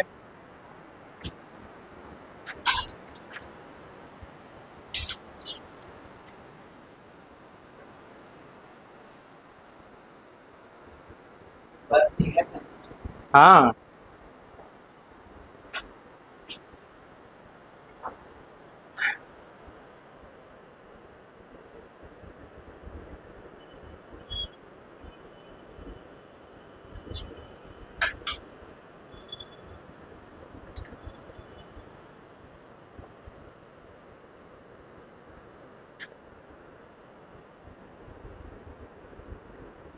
ये बता क्या रहा है?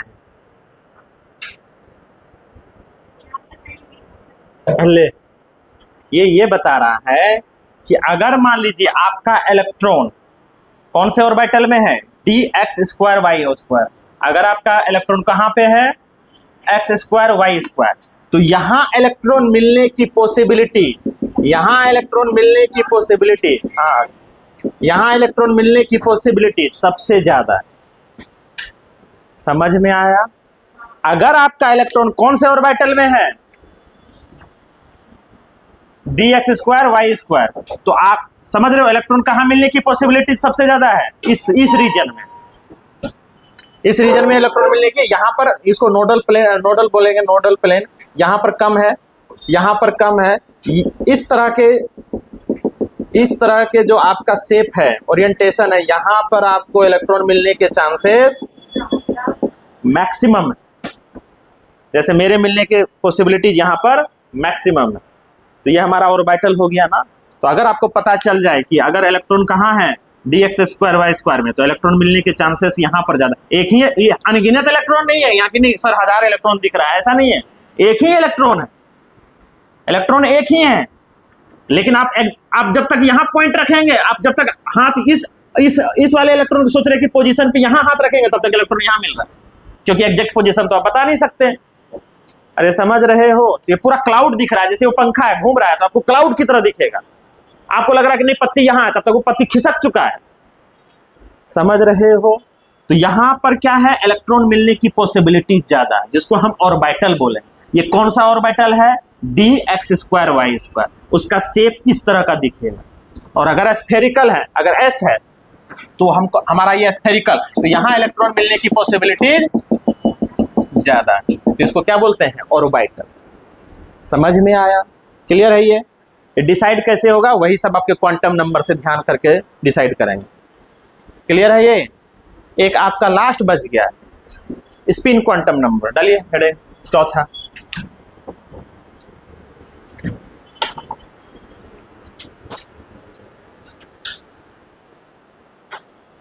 ये डी का ध्यान में रखना है, ये आगे अभी तो 11th में कम, 12th में ज्यादा यूज होगा। जब हम डी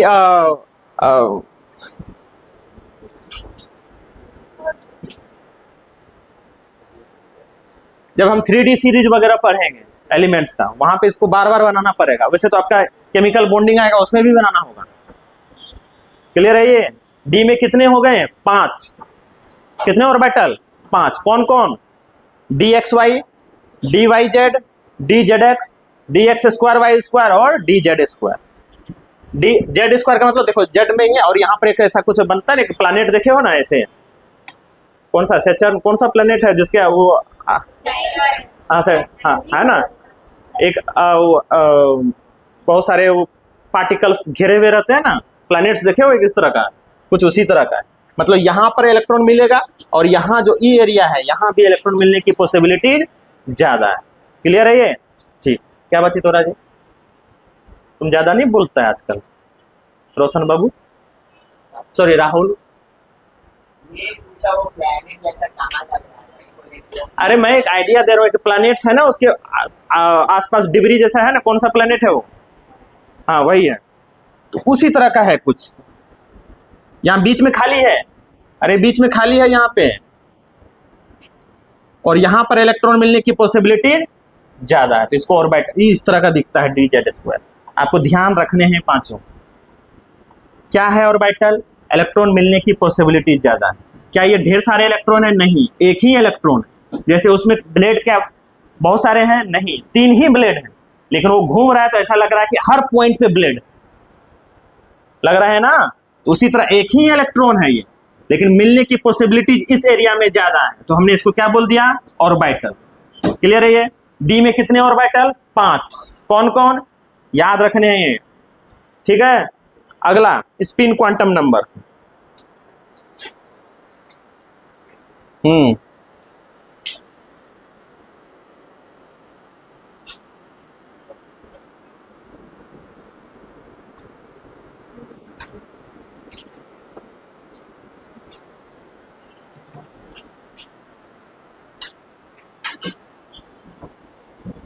ये क्वांटम नंबर कहां से आया था? श्रोडिंगर इक्वेशन से आया था। सॉल्व करने पे अलग अलग वैल्यू आया था। ये जो वैल्यू आप पढ़ रहे हैं ऐसा ऐसा करके, अरे पढ़ रहे हैं ना कि ये कहां से आया था, उसी इक्वेशन को सॉल्व किया, हर एक पॉइंट पे अलग अलग वैल्यू आया, सबको रिलेट किया, तो आप पढ़ रहे हैं। क्लियर है? ये उनका मेहनत किया हुआ, आपको अभी बस खाली याद रखना है। समझ रहे हो? ठीक। लेकिन जब वो श्रोडिंगर इक्वेशन सॉल्व किया था तो चौथा तभी नहीं आया था। चौथा जो आप पढ़ रहे हैं स्पिन क्वांटम नंबर, ये बाद में आया है। तभी बस 3 ही आया था, एन, एल और एम।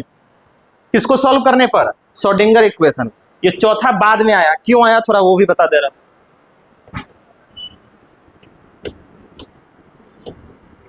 इसको रिप्रेजेंट ऐसे किया जाता है एम एस। ठीक है?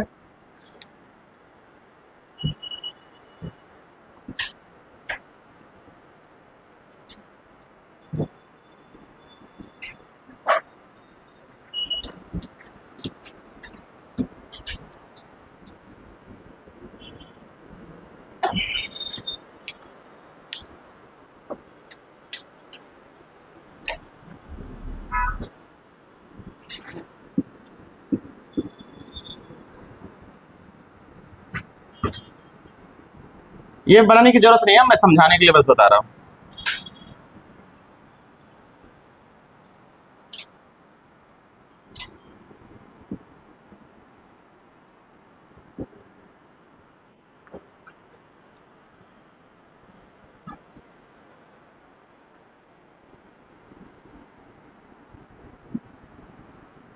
ये आपको एनसीईआरटी में नहीं मिलेगा, इसलिए ना खोजें उसमें।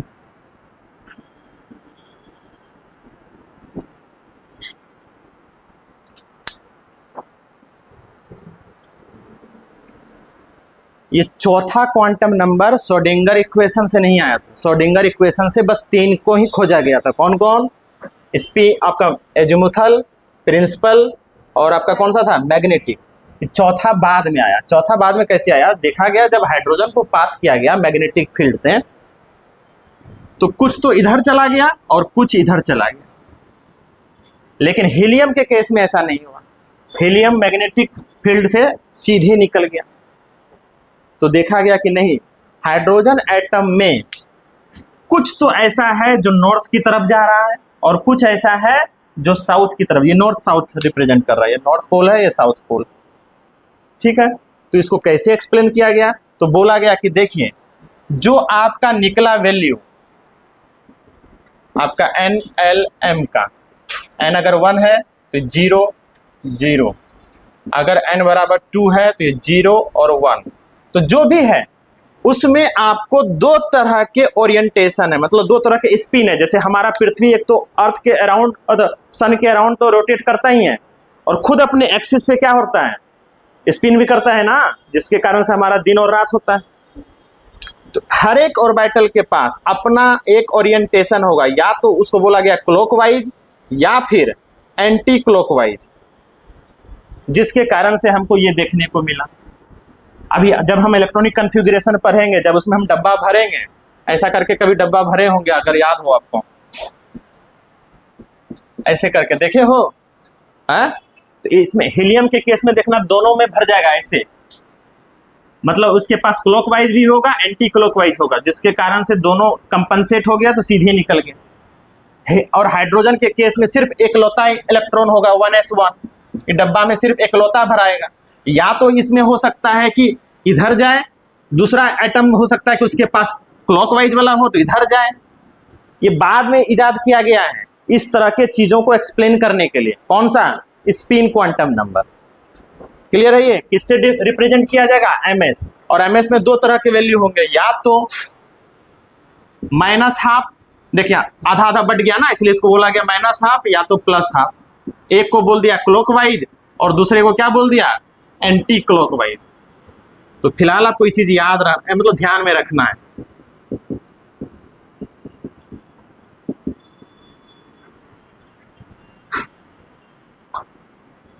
तो लिख लीजिए स्पिन क्वांटम नंबर में थोड़ा बहुत, ज्यादा कुछ नहीं लिखिए, बस ये जानिए कि इसमें 2 तरह के होंगे, एक होगा -12, एक +12। इसको बोल दिया एंटी क्लॉकवाइज, इसको क्या बोल दिया? क्लॉकवाइज। क्यों किया गया? इन चीजों को एक्सप्लेन करने के लिए। ठीक है? अरे समझ में आया? ठीक है, तो इसमें बस इतना लिख ले।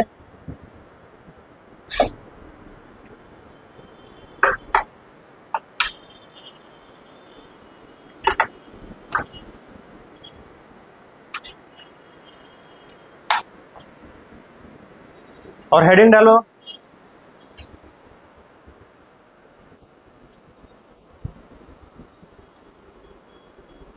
Energy of orbital.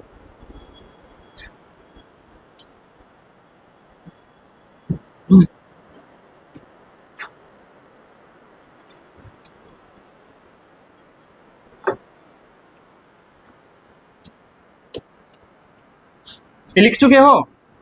कितने तरह के होंगे इसमें? कौन कौन? क्लॉकवाइज और ठीक। क्या ये श्रोडिंगर इक्वेशन से आया था? नहीं। ठीक, श्रोडिंगर इक्वेशन से कौन कौन क्वांटम नंबर आया था? हाँ, वेरी गुड। ये वैल्यू कैसे निकालते हैं समझ में आया? अगर n है तो ये क्या हो जाएगा 0 to n-1, और ये m कैसे डिसाइड होगा -l to +l। ठीक है, वेरी गुड। अब हेडिंग क्या डाल दिए हैं? Energy of. जैसे हम लोग ऑर्बिट के बारे में जाने थे क्या ना, अलग अलग एनर्जी होते हैं अलग अलग ऑर्बिट के। जो न्यूक्लियस की क्लोज है उसका कम एनर्जी है। आप एनर्जी फाइंड करने के लिए वही बोर वाला एक फॉर्मूला लगा सकते हैं जो बोर वाला था, -13.6 Z² ब्रैकेट में Z²/n²। अब यहाँ कैसे डिसाइड होगा एनर्जी किसका ज्यादा है, कौन से ऑर्बिटल का ज्यादा है एनर्जी? तो कुछ इस तरह का देखे थे आप, याद करिए। 1s 2s 2p ऐसे करके देखे हो कभी? नहीं देखे हो तो कोई बात नहीं, याद रख लो, ये ट्रिक है।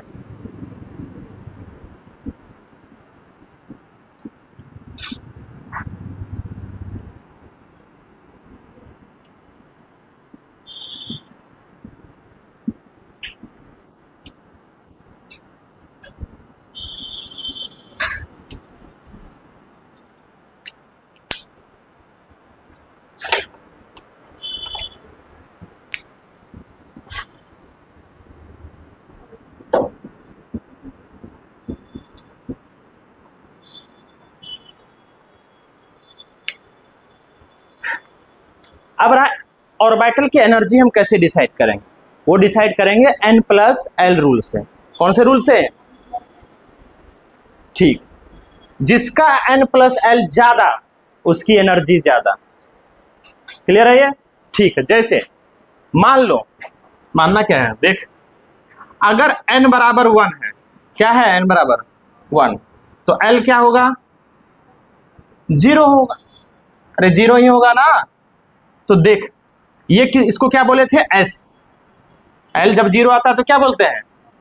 और l जब 1 आता है तो p, l जब 2 आता है तो d। तो यहां देख, n+l कितना हो गया? 1 + 0 बोले तो 1। अगर n बराबर 2 है तो l बराबर क्या हो सकता है? 0 और 1, यही हो सकता है। तो यहां से n+l क्या क्या आ सकता है? यहां से तो देख, यहां पर देख, अगर इसको n1 है और इसको बोले s, तो इसको बोलेंगे 1s ऑर्बिटल। क्या बोलेंगे इसको? कैसे लिखे? ये तो आपका बता रहा है ये वाला प्रिंसिपल क्वांटम नंबर 1, और s क्या बता रहा है? Azimuthal quantum number. 0 के लिए क्या बताए थे? s। तो इसको कौन सा ऑर्बिटल बोलेंगे फाइनली? 1s।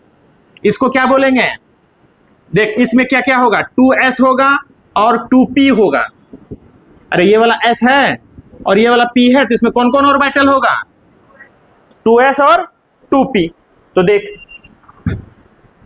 यहां से कौन कौन वैल्यू हो सकता है? 2s का एनर्जी क्या होगा? 2 + 0। 2p की एनर्जी क्या होगा? 2 + 1। अब बता, इसमें और इसमें किसकी एनर्जी ज्यादा है? इसकी। n+l रूल है। तो इस वाला और मतलब 1s ऑर्बिटल और 2s ऑर्बिटल में किसकी एनर्जी ज्यादा है? इसकी ज्यादा है। 2s और 2p में किसका ज्यादा है? 2p का ज्यादा। ये समझ में आया कैसे निकाले वैल्यू? n+l रूल से। अब n+l क्या है? मान लो आपका 2s ऑर्बिटल है, तो यहां पर n क्या हो गया? 2। ये सामने पहला ये जो दिख रहा है ये आपका ये वाला ये n को रिप्रेजेंट कर रहा है, और ये वाला l को। तो अगर 2 है तो n बराबर क्या हो गया? 2। l क्या हो गया? s के लिए क्या होता है? 0। अरे टेबल बनाए थे वहां लिखे थे 0 s के लिए, 1 के लिए p, 2 के लिए D, ऐसा लिखे थे। 3 के लिए F। तो 2s का एनर्जी कितना हो गया? 2 + 0। 2p के लिए 2 + 1। एनर्जी कैसे डिसाइड किया? इनका n + l कितना हो गया? 1। इसका कितना हो गया? 2। इसका कितना हो गया?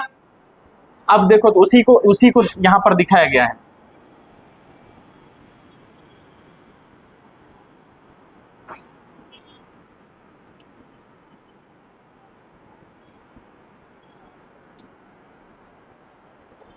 मतलब ये एनर्जी सीरीज है। 1s होगा, 1s के बाद होगा 2s, उसके बाद 2p, उसके बाद 3s, उसके बाद 3p, उसके बाद 4s, उसके बाद 4p, उसके बाद 4d, सॉरी 4p के बाद 5s। ये समझ रहे हो कैसे कैसे भराया है? ये ट्रिक है याद रखने का एक तरह से। डिसाइड कैसे हुआ है? n + l रूल से।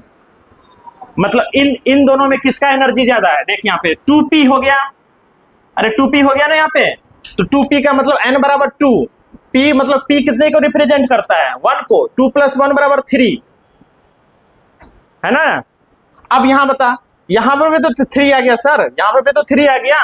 तो ऐसे केस में देखेंगे किसका n ज्यादा, n किसका ज्यादा है? 3 वाले का ना, तो इसकी एनर्जी ज्यादा। यहां पर देख कैसे डिसाइड हुआ है।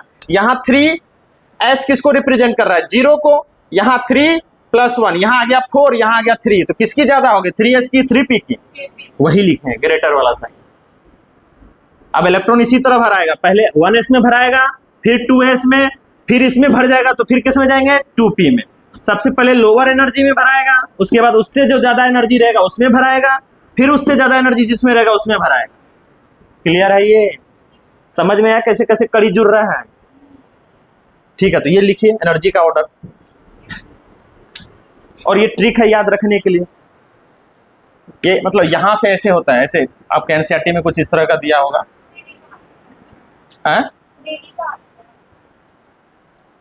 अच्छा सॉरी, 3p, 4s, उसके बाद 3d।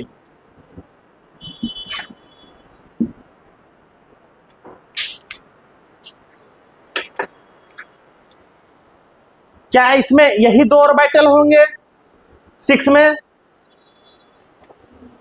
इसमें जाएगा आगे तक, लेकिन अब उतना हमारे काम का नहीं है, तो इसलिए इतना तक आते आते भर जाएगा, 50-100 तक चले जाएंगे हम। हाँ क्लियर है? ये तो क्या ऐसा नहीं मत सोच लेना कि 5 में F नहीं होता है, F भी होगा, आगे भी जाएंगे, G भी होगा, लेकिन हमारे काम का नहीं, यहां तक आते आते बहुत सारा इलेक्ट्रॉन भर जाएगा।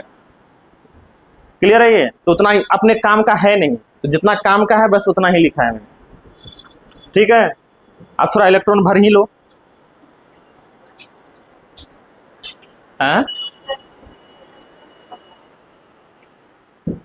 ये कैसे लिखा है मैंने, समझ में आया? Yes. कैसे? n + l रूल के हिसाब से। अगर मान लो दोनों का सेम आ जाए, जैसे देख यहाँ केस में 2 + 1, p किसको रिप्रेजेंट कर रहा है? 1 को। 2 + 1 3 आ रहा है, 3 + 0 3 आ रहा है, तो ऐसे केस में जिसका n ज्यादा उसकी एनर्जी ज्यादा।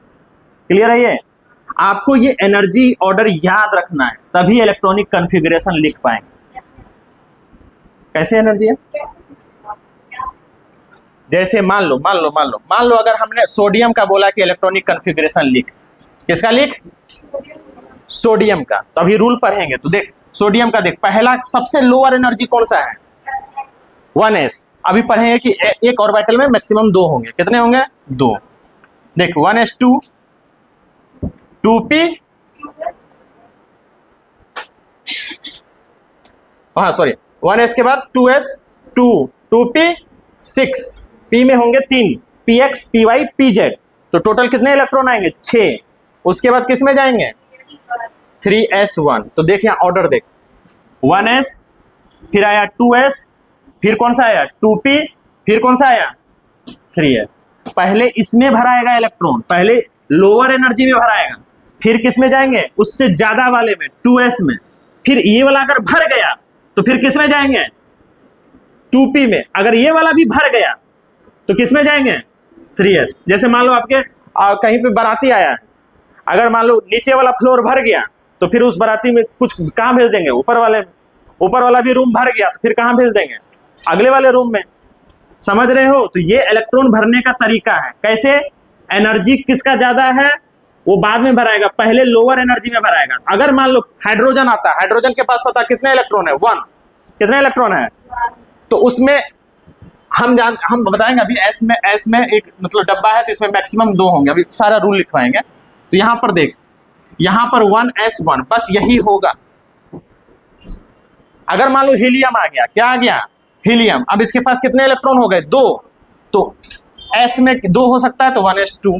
अब ये भर चुका है, कंप्लीटली भर चुका है, ये रूम कमरा भर चुका है। तो अब किस में जाएंगे? अगले वाले कमरे में, मतलब अगले वाले हाइयर एनर्जी में। तो अगला वाला हाइयर एनर्जी कौन सा है? 2s। तो अगर लिथियम आ गया, क्या आ गया? लिथियम, तो 1s2। उसके बाद किस में जाएंगे? कौन सा है अगला एनर्जी ऑर्बिटल? कौन सा है? 2s। तो इसमें आ जाएगा। तो 2 1 3 आ गया। अरे हाइड्रोजन के पास 1 इलेक्ट्रॉन है, तो 1 इलेक्ट्रॉन है तो पहला इलेक्ट्रॉन कहां भराएगा? Lower energy. ई वाला भर जाएगा तो किस में जाएंगे? Higher energy. तो एस के पास अभी बताएंगे कि मैक्सिमम 2 ही इलेक्ट्रॉन हो सकते हैं। तो 1s1 हो चुका है, हो गया है 1s1।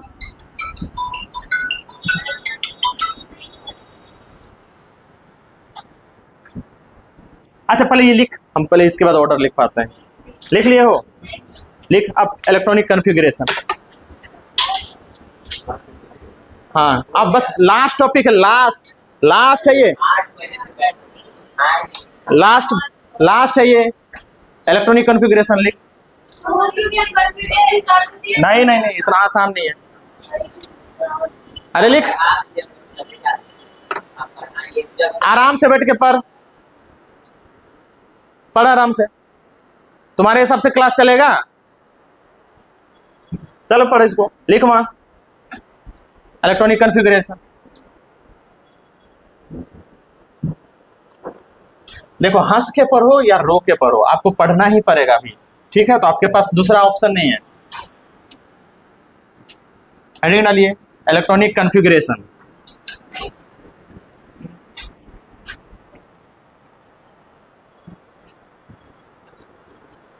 Electronic configuration.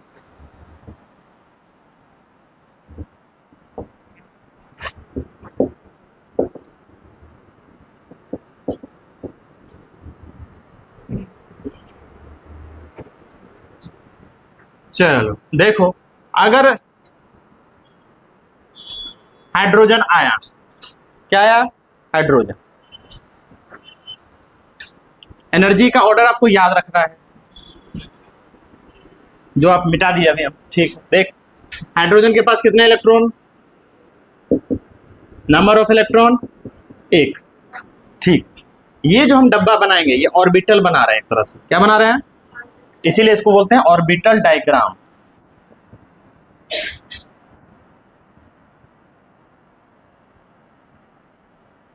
ये हमारा है 1s।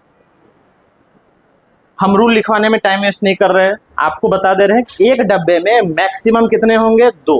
कितने होंगे? कितने इलेक्ट्रॉन है इसके पास? 1। तो भर दिए। अब अगला कौन सा है? हीलियम। कितने हैं इलेक्ट्रॉन? 2। ये आपका डब्बा है, कौन सा है ये? 1s वाला। हो गया। तो इसका क्या हो गया इलेक्ट्रॉनिक कॉन्फ़िगरेशन? 1s1। इसका क्या हो गया? 1s2। क्लियर है ये? ठीक। लिथियम 3। चलो बनाओ इसका, एक पहले बता दे रहा हूं। देख 1s का भर चुका है, 2 इलेक्ट्रॉन भर चुके हैं। अब किस में जाएंगे? हाइयर एनर्जी में। अगला हाइयर एनर्जी क्या है? 2s। एक यहां भराएगा। कोई कि सर यहाँ पहला वाला ऐसा लिखना जरूरी है क्या? क्या हम इसको ऐसे नहीं लिख सकते? आप ऐसे लिख सकते हैं, कोई दिक्कत नहीं है, इसमें कोई दिक्कत नहीं। आप ऐसे लिखिए, चाहे इसका इधर कर दीजिए, कोई दिक्कत नहीं है। बस इतना बता रहा है कि दोनों अपोजिट डायरेक्शन में। ये पहला वाला क्लॉकवाइज कर दीजिए, दूसरे वाले को एंटी क्लॉकवाइज कर दीजिए, या पहले वाले को एंटी क्लॉक कर दीजिए, दूसरे वाले को क्लॉकवाइज कर दीजिए, उससे कोई फर्क नहीं पड़ेगा। बस इतना दिखाना है कि दोनों क्या है? अलग अलग स्पिन में। क्लियर है ये? तो इसका इलेक्ट्रॉनिक कॉन्फ़िगरेशन क्या होगा? लिथियम का 1s2 2s 1। बेरिलियम का करो।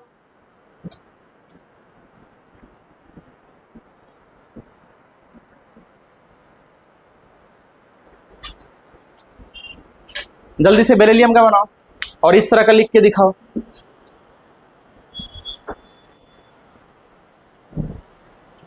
अभी 5-10 मिनट के लिए कल के लिए छोड़ेंगे, खत्म कर देंगे, एक चैप्टर फ्री हो जाओगे।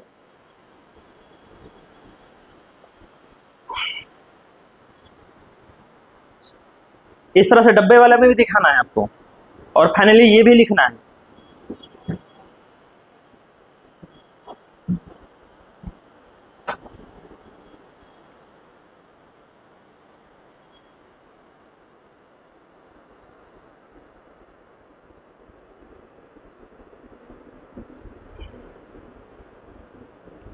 लिखिए बेरिलियम, उसके बाद कौन सा आएगा, बोरोन, फिर कौन सा आएगा, कार्बन, फिर कौन सा आएगा, नाइट्रोजन। करिए, वहां तक करिए।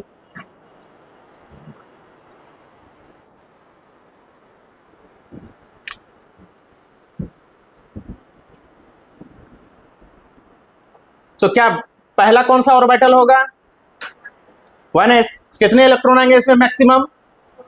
फिर कौन सा जाएंगे हाइयर एनर्जी में, हाइयर एनर्जी से कौन सा है, 2s।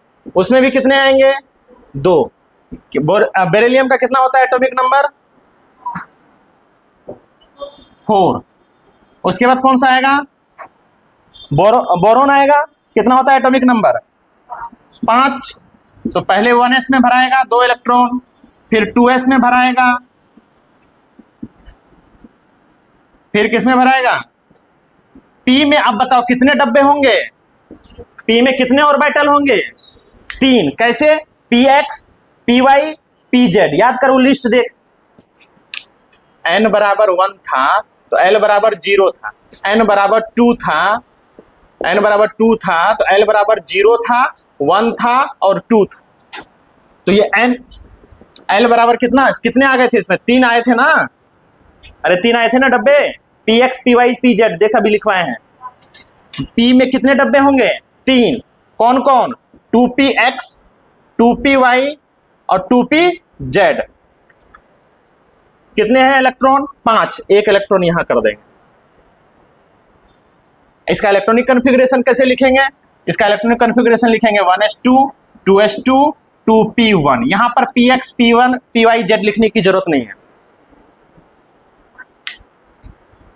ये समझ में कैसे भरे, ये वाला पहला लोअर एनर्जी भरा गया। अब 1s के बाद कौन सा है हाइयर एनर्जी वाला, यहां लिखने की जरूरत नहीं है, कोई दिक्कत नहीं। 1s भर गया, फिर कहां गए, 2s में, इसमें भर गया। इससे कम एनर्जी वाला भर गया। अब इससे कहां जाएंगे, हाइयर एनर्जी में। इससे हाइयर एनर्जी देख अभी ऑर्डर में कौन सा है, 2p है।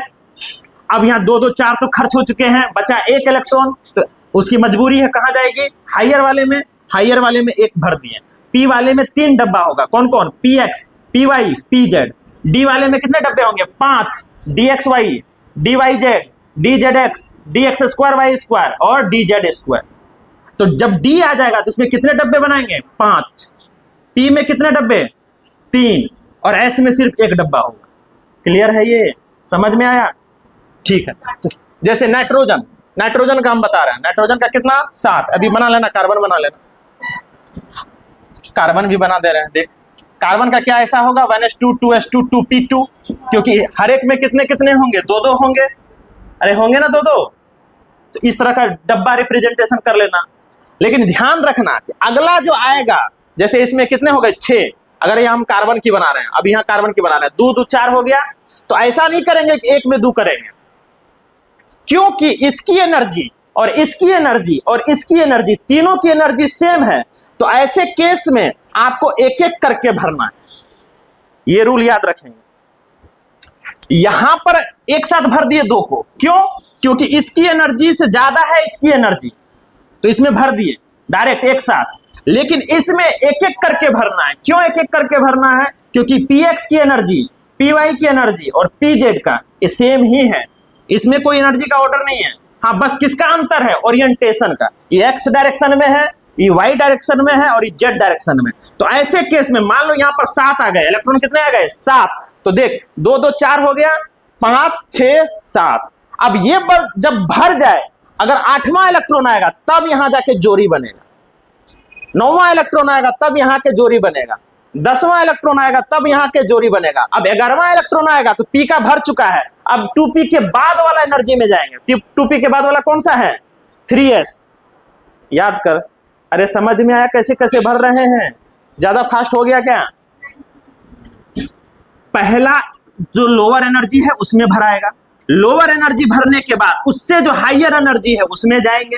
एक डब्बे में मैक्सिमम 2 होगा, लेकिन अगर एक ही टाइप के डब्बे आ गए जैसे px py pz तो एक एक करके भरेंगे। ऐसा नहीं कि 2 भर दिए इसमें इसको छोड़ दिया, ऐसा नहीं, एक एक करके भरेंगे। अगर जैसे मान लो छठा आ गया, 2 2 4, एक 5 हो गया, छठा ऐसे करके आएगा। 7वां आ गया तो यहां भरेंगे, ना कि यहां करेंगे। 8वां आ गया तब यहां भरेंगे, तब पेयरिंग करेंगे। और जब ये फाइनली ये भी भर जाएगा तब किस में जाएंगे? इससे हाइयर एनर्जी में। 2p6 जैसे मान लो अभी सोडियम का लिखे थे ना, सोडियम का हमारा सोडियम का कितना था एटॉमिक नंबर 11। तो देख 1s2 भर गया, 2s2 भर गया, 2p6 भर गया, 2 2 करके भर दिए तो कितने हुए 2 2 4 6 10। अगला जो बचा वो किस में जाएगा? उससे हाइयर एनर्जी में। 2p के बाद कौन सा है अगला एनर्जी हाइयर वाला? 3s। तो यहां हो जाएगा 3s1। क्लियर है ये? हाँ ना बोल, क्लियर है ये? अगर मैग्नीशियम आ गया 12 तो कहां जाएगा? 1s2 2s2 2 2 6 4 10। अगला यहाँ s का तो अभी तो s में तो 2 आ सकते हैं, फिलहाल तो अभी एक ही है। तो यहां पर क्या हो जाएगा मैग्नीशियम के केस में? अगर 12 है तो 3s2। अगर 13 हो गया एल्यूमिनियम आ गया तो s तो अब भर चुका है। 3s के बाद अगला देख एनर्जी हाइयर वाला कौन सा है? n+l रूल के हिसाब से 3p। तो 3s के बाद किस में जाएंगे? 3p।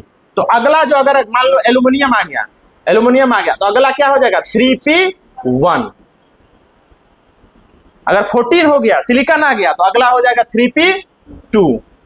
फास्फोरस आ गया तो 3p3। क्लियर है ये? और हाँ, लेकिन जब ये पी वाला डब्बा को इस तरह से दिखा रहे होंगे तो यहां पर ऐसा नहीं है कि एक साथ 2 और ऐसे करके दिखाएंगे ना, ये गलत तरीका है।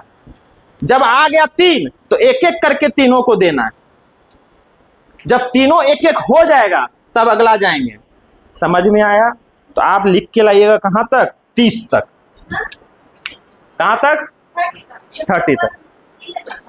हाँ,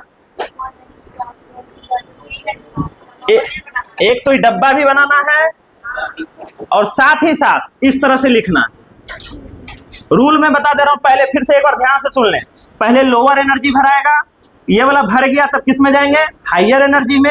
और याद रखेंगे जिसकी एनर्जी बराबर है px py pz तो एक एक करके भरेंगे। क्या करेंगे? लेकिन इसमें जब इस तरह का लिखेंगे तो यहाँ पर px py pz दिखाने की जरूरत नहीं है। समझ में आया? लेकिन जब इस तरह का दिखाएंगे तो आपको दिखाना पड़े। तो कहां तक बना के लाना है? 30 तक। चल अच्छा, वही तो 1 से 30 तक। कौन सा? अच्छा पुराना। और हाँ मॉड्यूल, अब मॉड्यूल सारा बन जाएगा। अरे